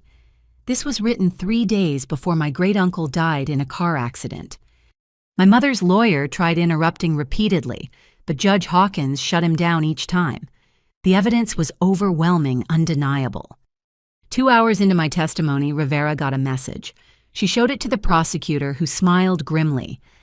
Your Honor, I'd like to note for the record that federal agents have just detained 17 individuals at a related location, all wanted on conspiracy charges. The wedding trap had sprung. Family members who'd thought themselves safe were being arrested in real time, their champagne toasts becoming perp walks. But the real shock came when Jake was called to testify.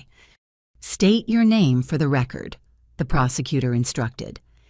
Jacob Martinez. His voice was steady, but I saw his hands shake.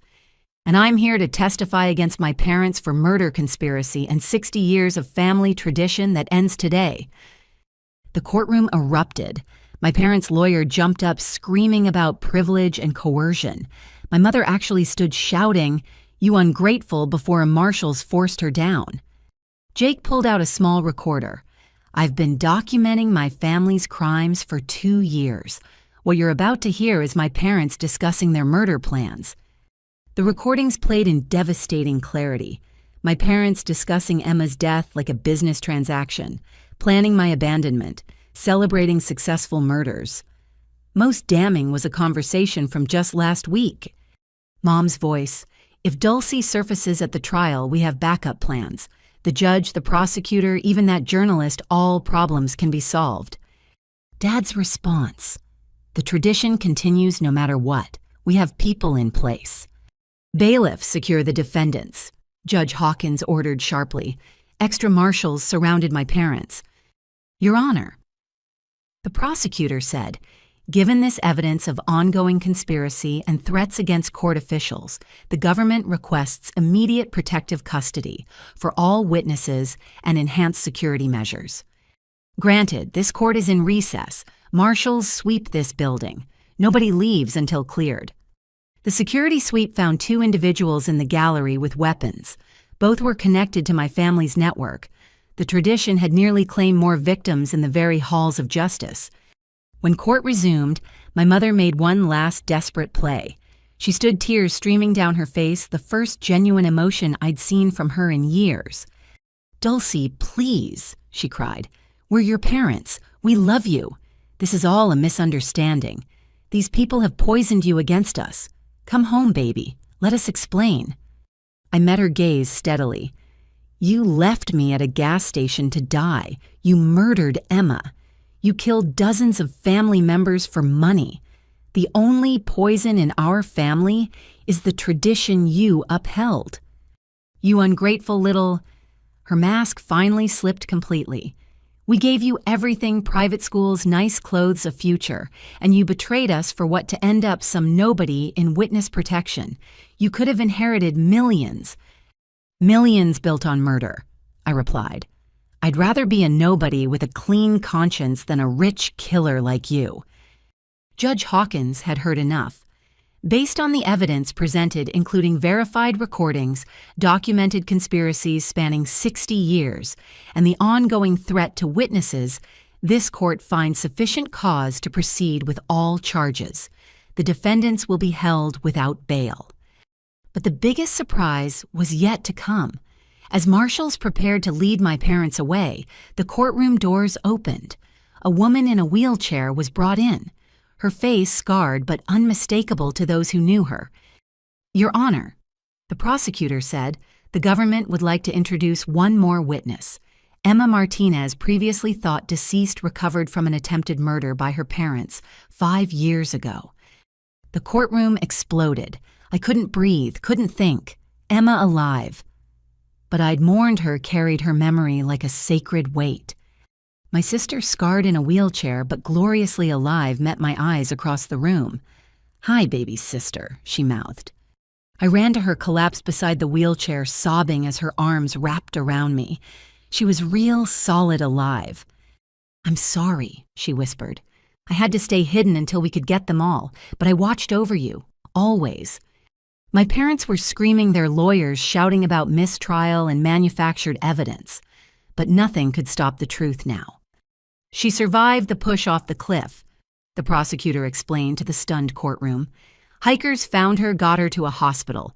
The FBI placed her in protective custody when she revealed the murder attempt. She's been helping build this case ever since, waiting for enough evidence to ensure conviction." Emma took the stand, was lifted to it, her legs too damaged to walk. Her testimony was devastating. She described the moment our father pushed her, our mother's cold smile as she fell. The months of recovery, learning she'd never walk properly again. The decision to let them think they'd succeeded while gathering evidence. "I knew they'd target Dulcie eventually," she said, looking at me with tears in her eyes. "When they abandoned her at that gas station, I nearly broke cover. But we needed them to believe they'd won, needed them confident enough to make mistakes." By the end of the day, the case was ironclad. My parents faced life sentences. The network of killers was shattered, its members arrested at the fake wedding or fleeing into FBI dragnets. But for me, only one thing mattered: Emma was alive. Damaged, changed, but alive. As we left the courthouse together, Emma in her wheelchair, me walking beside her, surrounded by federal protection reporters, shouted questions. We ignored them all.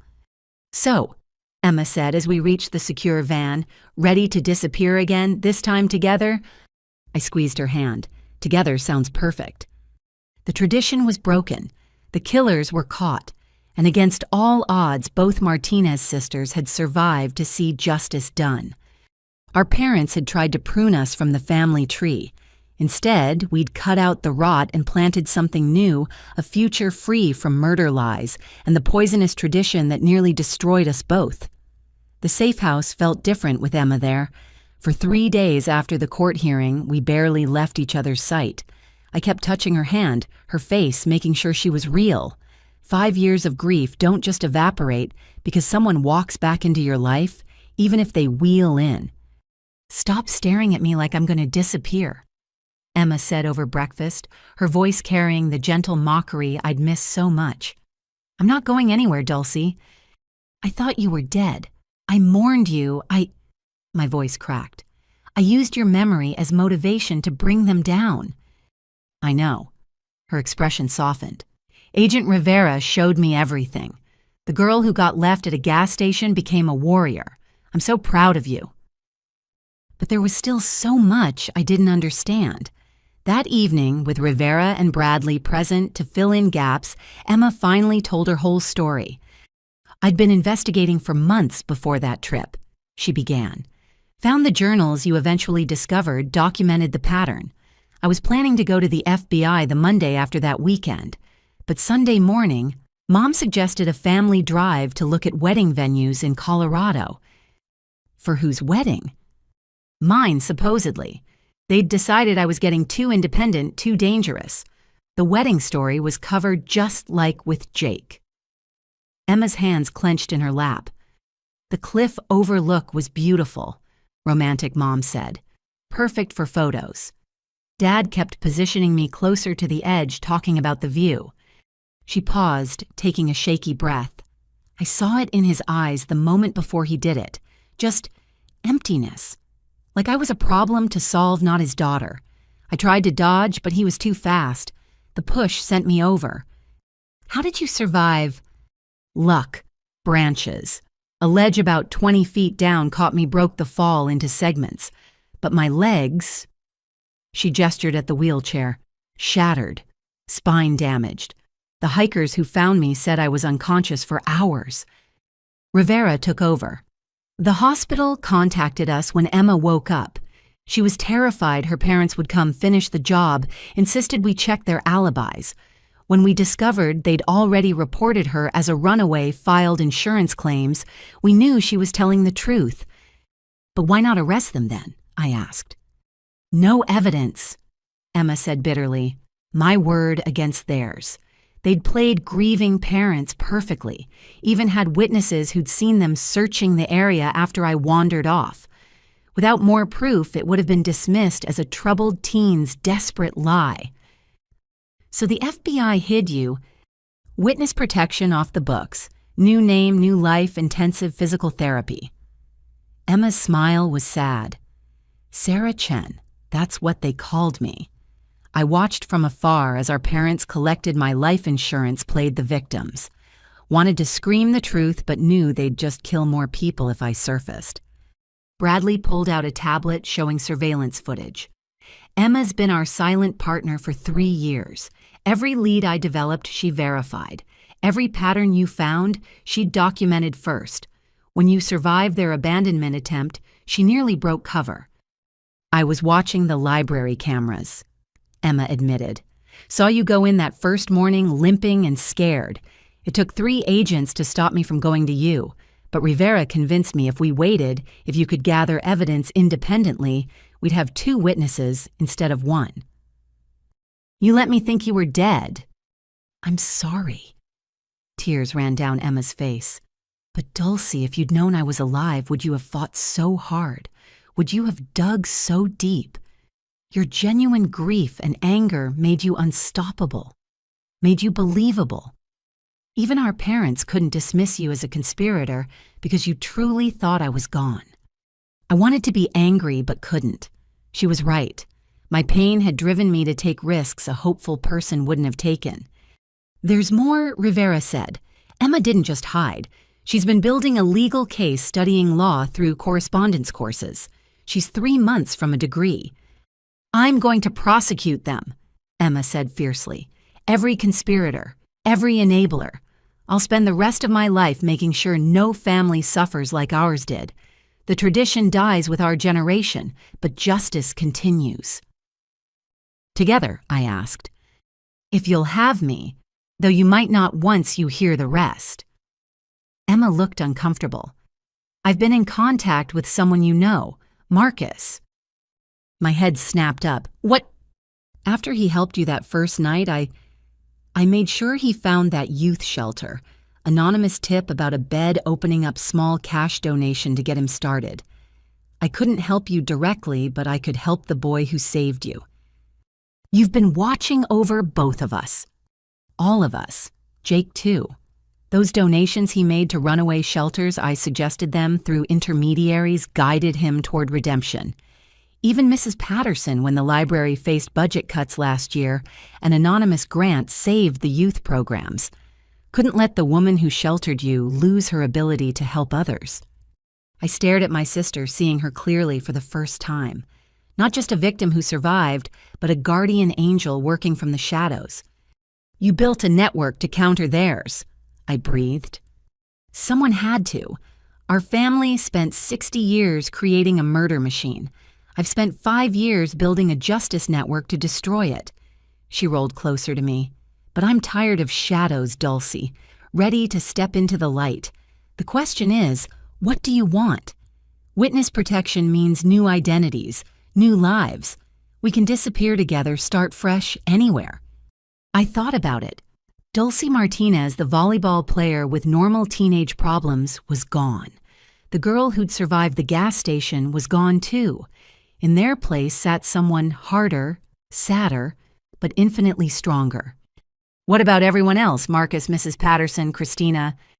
They'll be protected but not relocated. Their connection to the case is peripheral. Ours. Emma gestured between us. We're the heart of it. The surviving victims who brought down a dynasty. That makes us permanent targets for anyone loyal to the tradition. Rivera pulled out folders. New identities are ready when you are.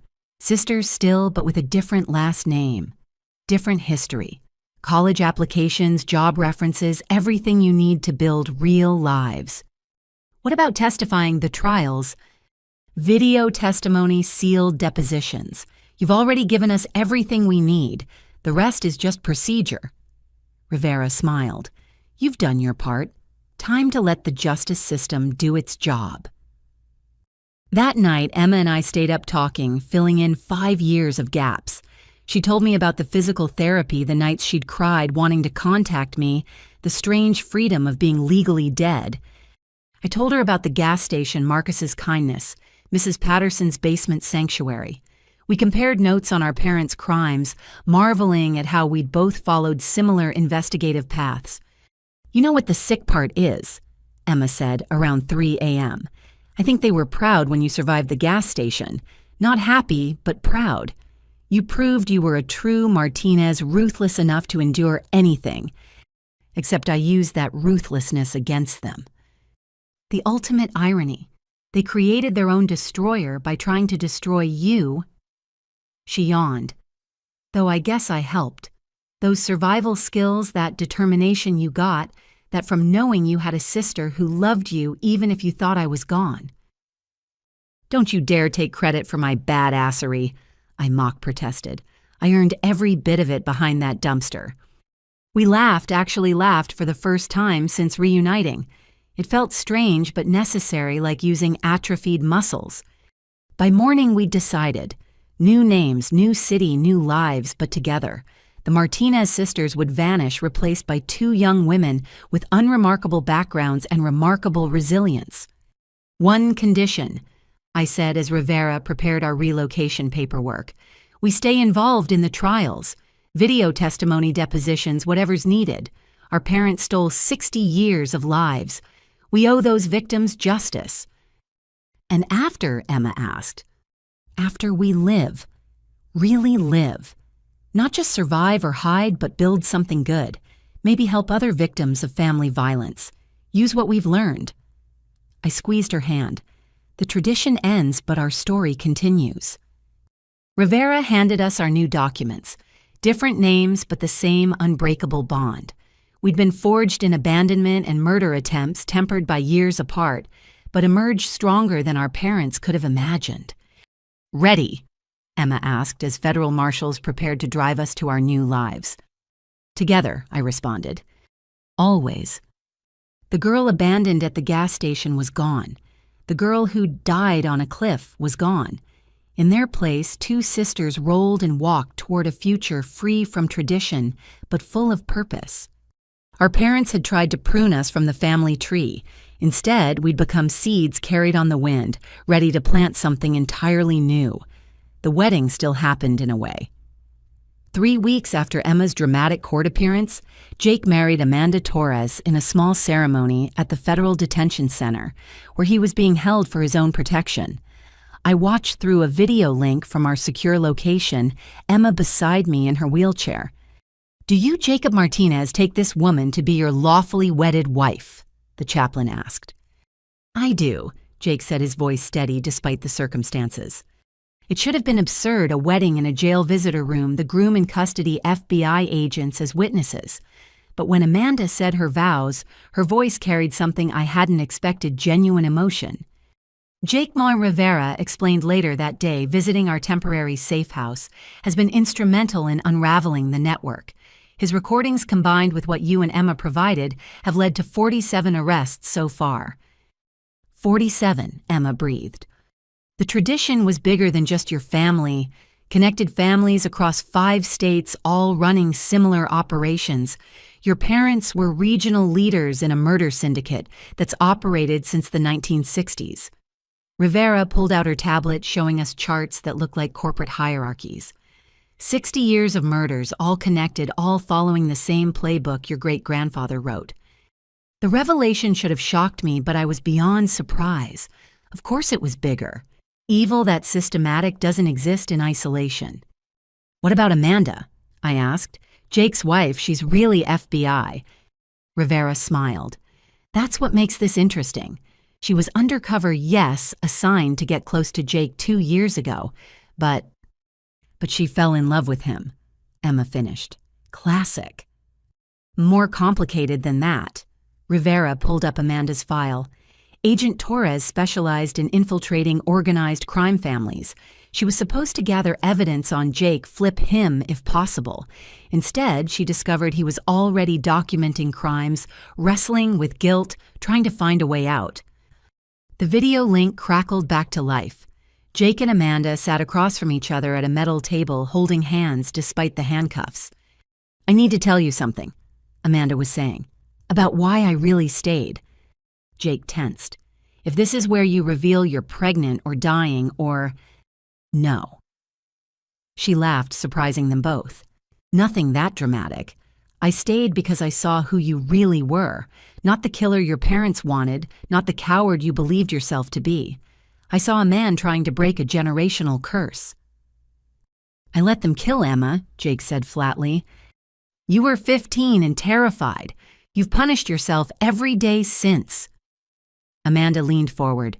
"But you also recorded them. Protected Sarah when they threatened her. Helped Dulcie escape.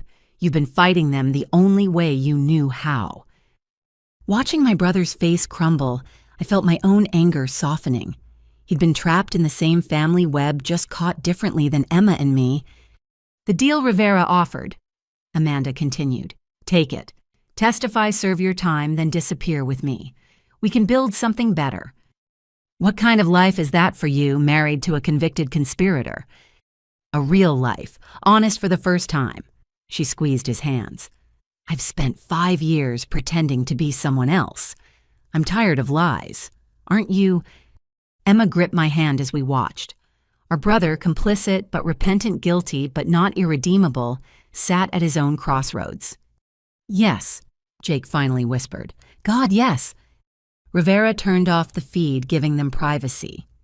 "He'll serve 3 years, possibly 2, with good behavior. Amanda's agreed to resign from the Bureau, start fresh with him after. Your grandmother's legitimate inheritance will be divided between you and Emma. Jake's renounced his share." "Grandma," I said suddenly, "is she watching all this?" "Every moment," Rivera confirmed. "She's in a secure facility helping prosecutors understand 60 years of financial crimes. Did you know your family's murder profits funded 12 legitimate businesses, all being seized now?" The scope kept expanding. Every thread pulled revealed 10 more. Our parents hadn't just killed for inheritance, they'd built an empire on blood money.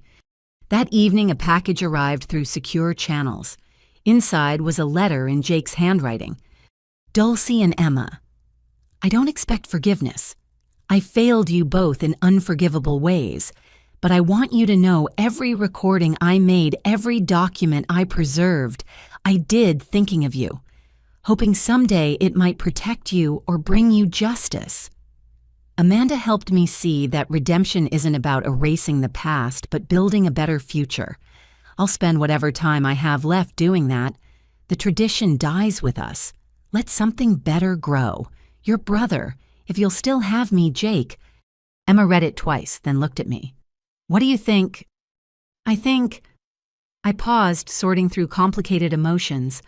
"I think people aren't just one thing. Jake was weak when it mattered most, but he's been strong since. Maybe that's enough." "Forgiveness?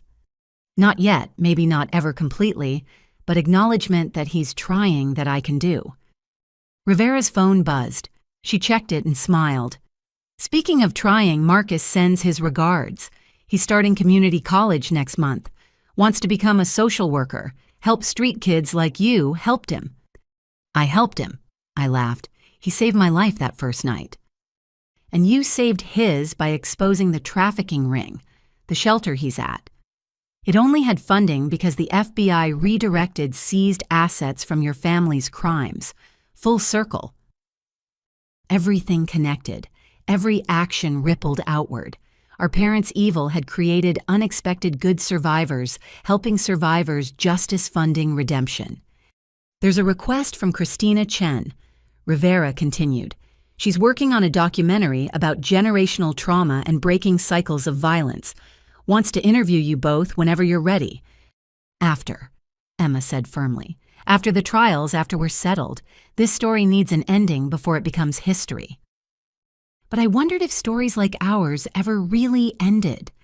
The tradition was broken, yes. The murders stopped, the network dismantled. But the effects would ripple for generations. Every life saved, every survivor who found strength, every family that didn't lose a loved one to greed, all of it grew from that night at the gas station. The wedding venue?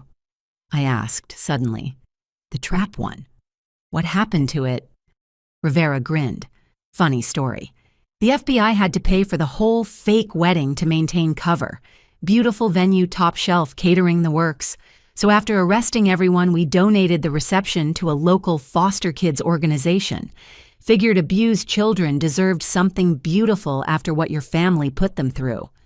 I imagined it kids who'd survived their own traumas dancing where killers had planned to strike. Another reversal evil transformed to good. Jake chose right, Emma said quietly that night as we prepared for bed in our safe house. Amanda, I mean. Someone who sees the person you could be, not just who you've been. Think he'll make it, really change. He already has. The Jake who helped our parents would have fled or turned state's evidence for immunity. Instead, he's accepting responsibility, serving time, trying to earn redemption. She adjusted her wheelchair, preparing for the complex process of getting into bed. That's more than our parents ever did. They still claim innocence. Complete denial. Their lawyers are building an insanity defense claiming we're all delusional, that the recordings are fake, the evidence planted. Emma's laugh was bitter. 60 years of documented murders and they call us crazy. It would have been funnier if it weren't so typical. The gaslighting continued even from federal custody. Tomorrow, Rivera moves us to the permanent safe house, I said. New city, new names, new start. Scared. Terrified. Same. Emma reached for my hand. But we're together. That's more than I had for 5 years, more than you had at that gas station. Together we can handle anything.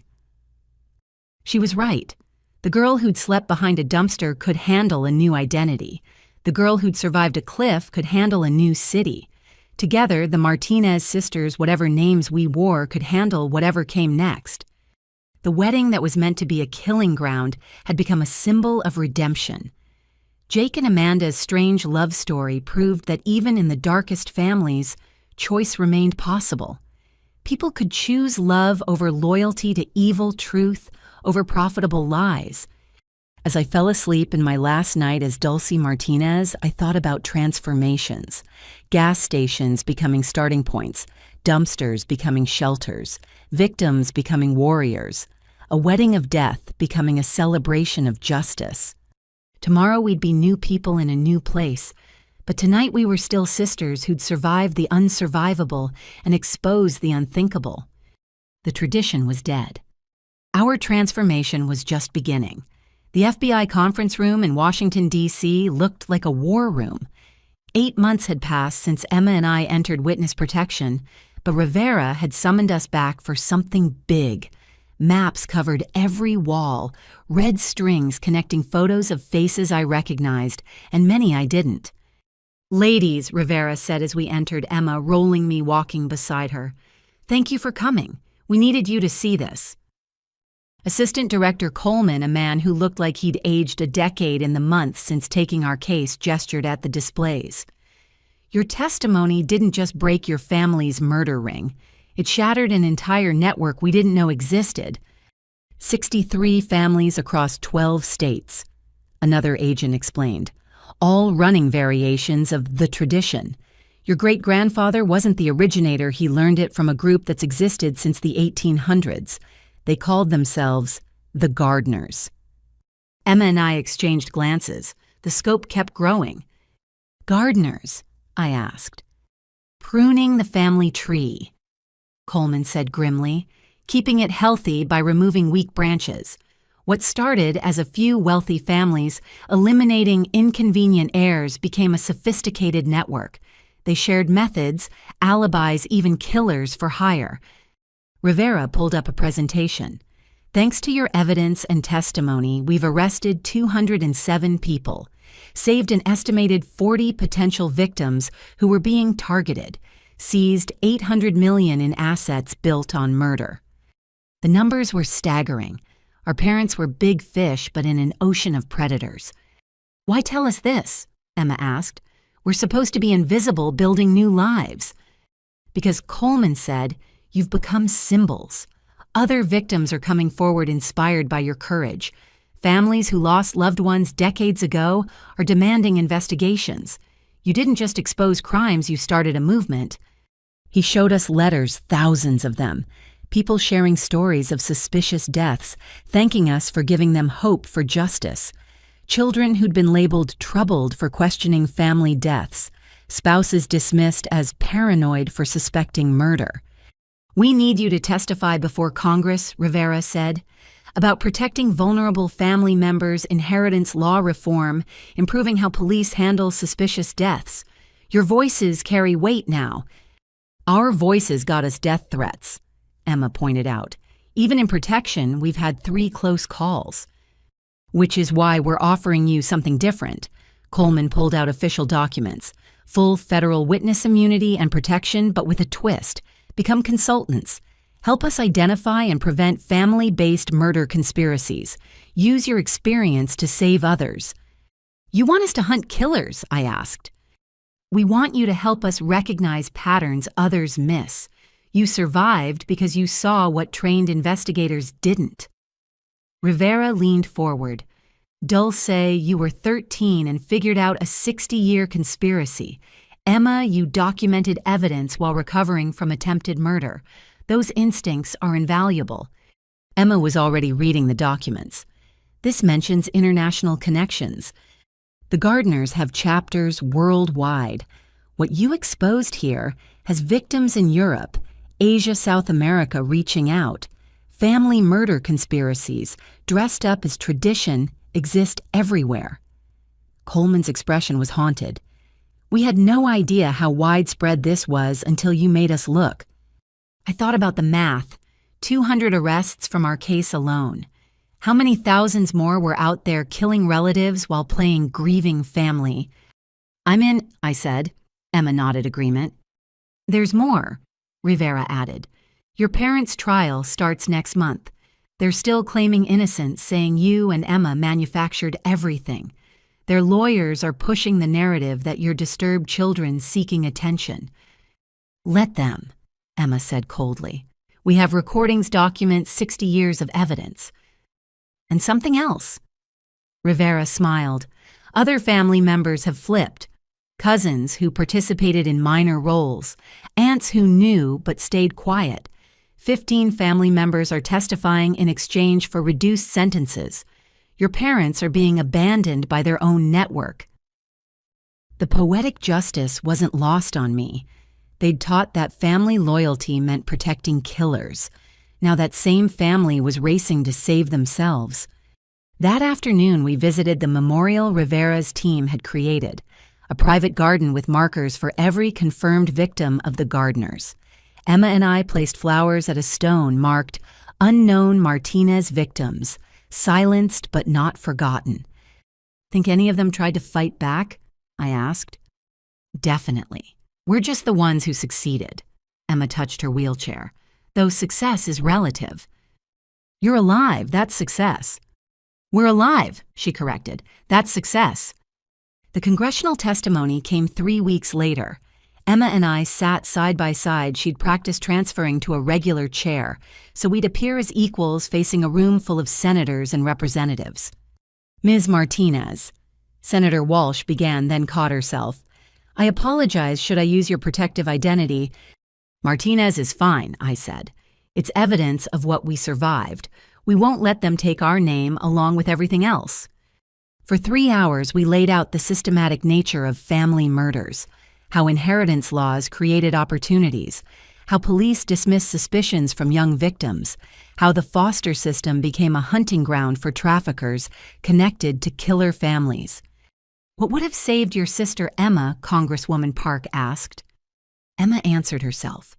If someone had listened when I first reported my suspicions, If there were mandatory investigations when multiple family members die young, if inheritance couldn't be changed after suspicious deaths.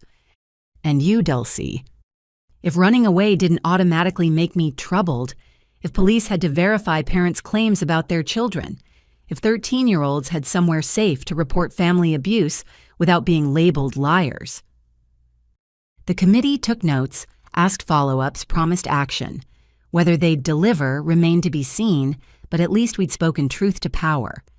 Outside the Capitol, protesters held signs with our photos, "Justice for the silenced," and "End the tradition." Supporters outnumbered the family loyalists shouting about false accusations. "We did that," Emma marveled. "Two girls who were supposed to disappear made the whole country pay attention." That evening, we had dinner with our extended team. Mrs. Patterson had flown in, still running her library sanctuary. Marcus joined us halfway through his social work degree. Christina was there with her documentary crew capturing the reunion. To the survivors. Bradley toasted. He'd officially retired from private investigation to teach courses on recognizing family violence. To the fighters, Rivera countered. She'd been promoted for breaking the case, now headed a unit dedicated to family conspiracy crimes. To the future, I added, thinking of all the potential victims who'd never become victims because we'd spoken up. But the evening's biggest surprise came from Jake video calling from federal prison with Amanda beside him. "I wanted you both to know," he said, "I'm testifying. Full confession naming everyone I knew about. It won't undo my cowardice, but maybe it'll prevent other brothers from making my mistakes. Also," Amanda added, her hand on her stomach, "we're having a baby, a girl. We want to name her Emma Dulcie Torres, if you'll allow it." Emma actually cried. I did too. New life growing from the ashes of our family's destruction. A child who'd know her history but not be defined by it. "Yes," we said together. "One condition," Emma added. "She grows up knowing the truth, age-appropriate but honest. No family secrets, no hidden traditions. Complete transparency." "Already writing it all down," Jake promised. "Every memory, every lesson learned. She'll know exactly what her family was and choose to be better." The call ended with promises to stay in touch, to be the aunts our niece deserved, despite the complicated history. "Think she'll hate us?" Emma asked later. "For being the ones who exposed her grandparents?" "Maybe. Or maybe she'll thank us for breaking the cycle before it claimed her too." Time would tell. But that night, surrounded by chosen family instead of blood relatives, I felt something I hadn't experienced since that October evening at the gas station, wholeness. The next morning brought news that shook even our hardened hearts. 43 more arrests overnight, including a federal judge and 2 police commissioners who'd helped cover family murders for decades. The network's reach into law enforcement explained why so many suspicious deaths went uninvestigated. "This is why we need you," Coleman said, calling with updates. "You understand how they think, how they operate. Help us train investigators to see what you saw." "When do we start?" Emma asked. "Monday, if you're ready. Full benefits, protective custody, maintained, working with a team of analysts to identify potential family conspiracies before they turn deadly. From victims to warriors to protectors, our evolution continued." The girl abandoned at a gas station was gone, replaced by a federal consultant who'd saved dozens of lives. The girl pushed off a cliff had become an advocate for justice. Together, we were rewriting what it meant to be Martinez women. "Our parents would hate this," I told Emma as we prepared for our new roles. "Us using their name to destroy everything they built." "Good. Let them watch from prison as we dismantle their legacy piece by piece." The tradition had created us, shaped us through trauma and attempted murder. But we'd transformed that darkness into purpose. Every life we saved, every conspiracy we exposed, every survivor we empowered was a victory over the philosophy that nearly destroyed us. The gardeners thought they were cultivating strength by pruning the weak. They'd forgotten that pruned branches can take root and grow into something entirely new, something stronger, something better, something that would outlast their poisonous tradition by generations. 17 years later, I stood in my office looking out at the Los Angeles skyline.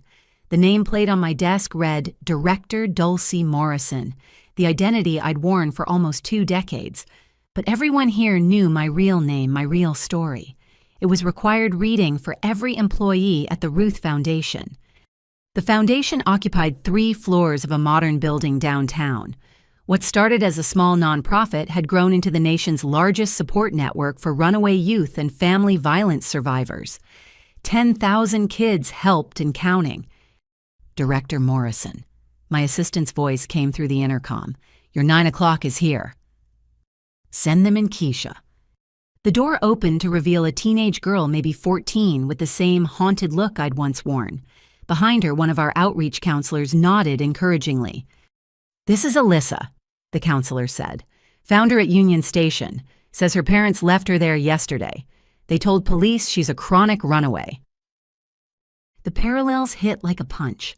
I came around the desk, sitting in the chair beside Alyssa instead of behind my barrier of authority. Hi, Alyssa. I'm Dulcie. I know this is scary, but you're safe now. I pulled out my phone, showing her an old photo. See this girl? That was me at 13. My parents left me at a gas station 60 miles from home. Also told police I was a runaway. Alyssa's eyes widened. You're the one from the documentary, The Martinez Sisters. That's me, which means I know exactly what you're going through, and I know we can help.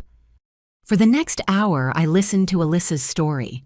The pattern was achingly familiar parents who'd systematically isolated her suspicious deaths of relatives, who might have helped inheritance she didn't know she stood to receive.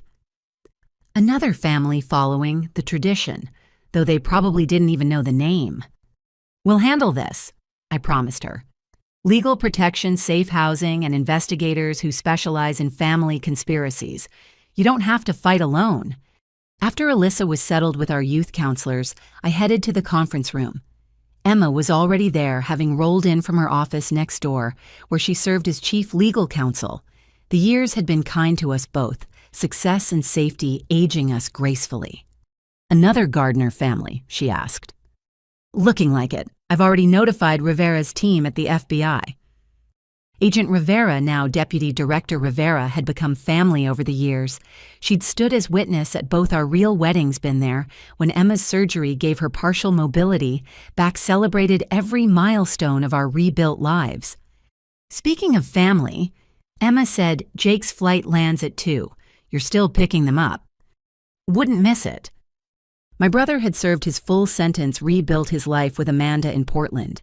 They ran a small cybersecurity firm using skills learned, documenting our parents' crimes to help other whistleblowers protect evidence. Their daughter, Emma Dulcie Torres, ED to everyone, was 17 now and had just been accepted to Stanford. She wants to be a prosecutor, Emma laughed.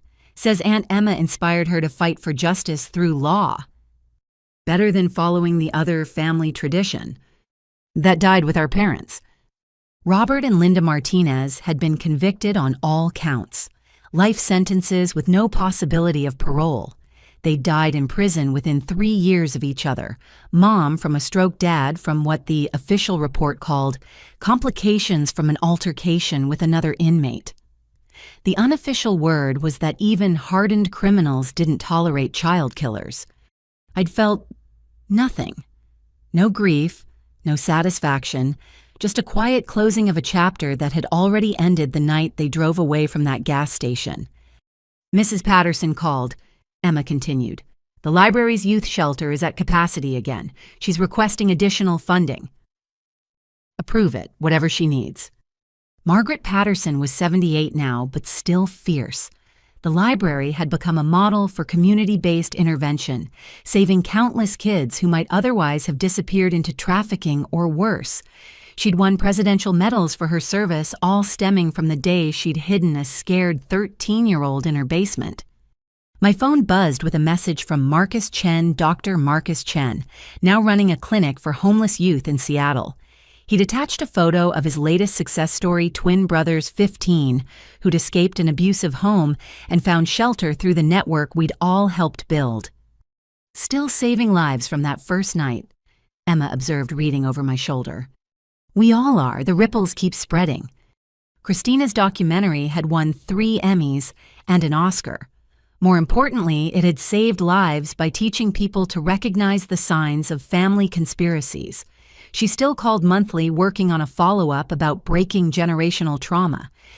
Ma'am, Keisha's voice again, there's someone here without an appointment. Says he has information about a family in Texas running something called The Tradition. Emma and I exchanged glances. 17 years later, we were still finding them. The Gardners had been older and more widespread than anyone imagined. Send him to conference room 3, I said. And contact the FBI liaison. We've got another one. As I walked through our foundation, I saw our mission in action. Former runaways training as social workers, survivors becoming counselors, kids who'd escaped family violence learning they weren't alone, weren't crazy, weren't the problem. Jake and his family arrived that afternoon for ED's college send-off dinner. My niece had grown into a brilliant young woman with her mother's strength and her father's determination to make amends. She wore her name proudly, honoring both aunts who'd survived to break the cycle. Aunt Dulcie, she said, pulling me aside at the restaurant, I've been thinking about my thesis project. I want to write about inherited trauma, how families pass down patterns of violence, and how some members break free. Personal experience, I asked gently. Partly, but also, she pulled out a worn envelope. Grandma Ruth left me this before she died, said I should open it when I was ready to understand. Ruth had passed 5 years ago at 93, surrounded by the family she'd helped save. Her funeral was attended by hundreds of survivors, investigators, and advocates whose lives she'd touched. ED opened the letter, reading aloud. My dear great-granddaughter, by now you know the darkness in our bloodline. But darkness exists only because light defines it. You are that light, as are your aunts, your father who chose redemption, your mother who chose love. The tradition of death ends. A tradition of justice begins. Love, Grandma Ruth. She left letters for all of us, Emma said quietly. Reminders that we're not defined by what we survived, but by what we chose to do after. That evening, our strange assembled family filled a private dining room. Blood relatives and chosen family mixed freely, Jake and Amanda and ED Emma, with her wife, Dr. Sarah Winters, a trauma surgeon who'd treated teen victims, me with my husband David Park, a former prosecutor who'd handled Gardner cases, Rivera and her partner Bradley, and his adopted daughters, both former runaways, Mrs. Patterson, with her honorary grandchildren, every kid she'd saved, Marcus, with his boyfriend, James Christina, with her crew. A toast. Jake proposed, standing carefully. Prison and age had humbled him, but redemption had strengthened him. To the girls who refused to disappear, who turned abandonment into action trauma, into triumph. To everyone who believed us, Emma countered, who saw past the labels to the truth. To the ones still out there, I added, still fighting, still surviving, may they find their way to safety. To family, ED said simply, the kind you choose and build, not the kind that tries to destroy you. We drank to all of it, to survival and justice, to chosen bonds and broken chains, to the 10,000 kids helped, and the thousands more we'd reach. Later, as the party wound down, a young server approached nervously. Excuse me, are you really Dulce Martinez from the documentary? I am. My parents tried something similar when I was 16, left me at a bus station in Denver, but I'd seen your story, knew what to do, who to call. She blinked back tears. You saved my life without even knowing I existed. What's your name? Rebecca Walsh. Well, Rebecca, you saved your own life. I just showed you it was possible. I handed her a foundation card. If you ever need anything job reference, someone to talk to, call me. As she walked away, Emma rolled up beside me. Think we'll ever stop meeting ourselves in other people? Hope not. Every Rebecca, every Alyssa, every kid who sees our story and knows they can survive, that's the real legacy. The girl who'd slept behind a dumpster had built an empire of compassion. The girl who'd fallen from a cliff had risen to pull others up. Together, we'd transformed the worst thing that ever happened to us into hope for thousands of others. "Ready to go home?" David asked, wrapping an arm around me. Almost. I looked around the room at our gathered family, our life's work made manifest in the people we'd saved and been saved by. Just want to remember this moment. Because this room full of survivors and fighters, this network of protection, we'd built this proof that love conquers tradition. This was what winning looked like. My phone buzzed with another alert. Another runaway found, another family conspiracy suspected, another life to save. Director Morrison, the night shift coordinator, said, "We've got a situation. 13-year-old boy at a gas station in Riverside. Parents left him there 6 hours ago." On my way, I said already moving, because that's what we did now. We showed up. We believed. We broke the cycle one child at a time. The tradition had nearly killed us. Instead, we'd killed the tradition and built something beautiful in its place. And we were just getting started. As I drove toward Riverside, Emma beside me and our team mobilizing behind us, I thought about everyone watching. If you've ever felt abandoned, ever been called troubled for speaking truth, ever wondered if you could survive your family's darkness, you can. We're proof. Trust yourself. Find your people. Break the cycle. And remember, sometimes the best revenge against those who try to erase you is to become too bright to ignore, too strong to stop, too committed to saving others, to waste time on hate. That's our tradition now. The tradition of the survivors, the believers, the ones who transform pain into purpose.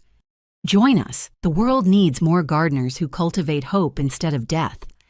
Because every child deserves what I found that night behind the dumpster, the knowledge that tomorrow could be better, that strangers could become family, that the girl who was told to woman up would grow up to catch the ones who told her that.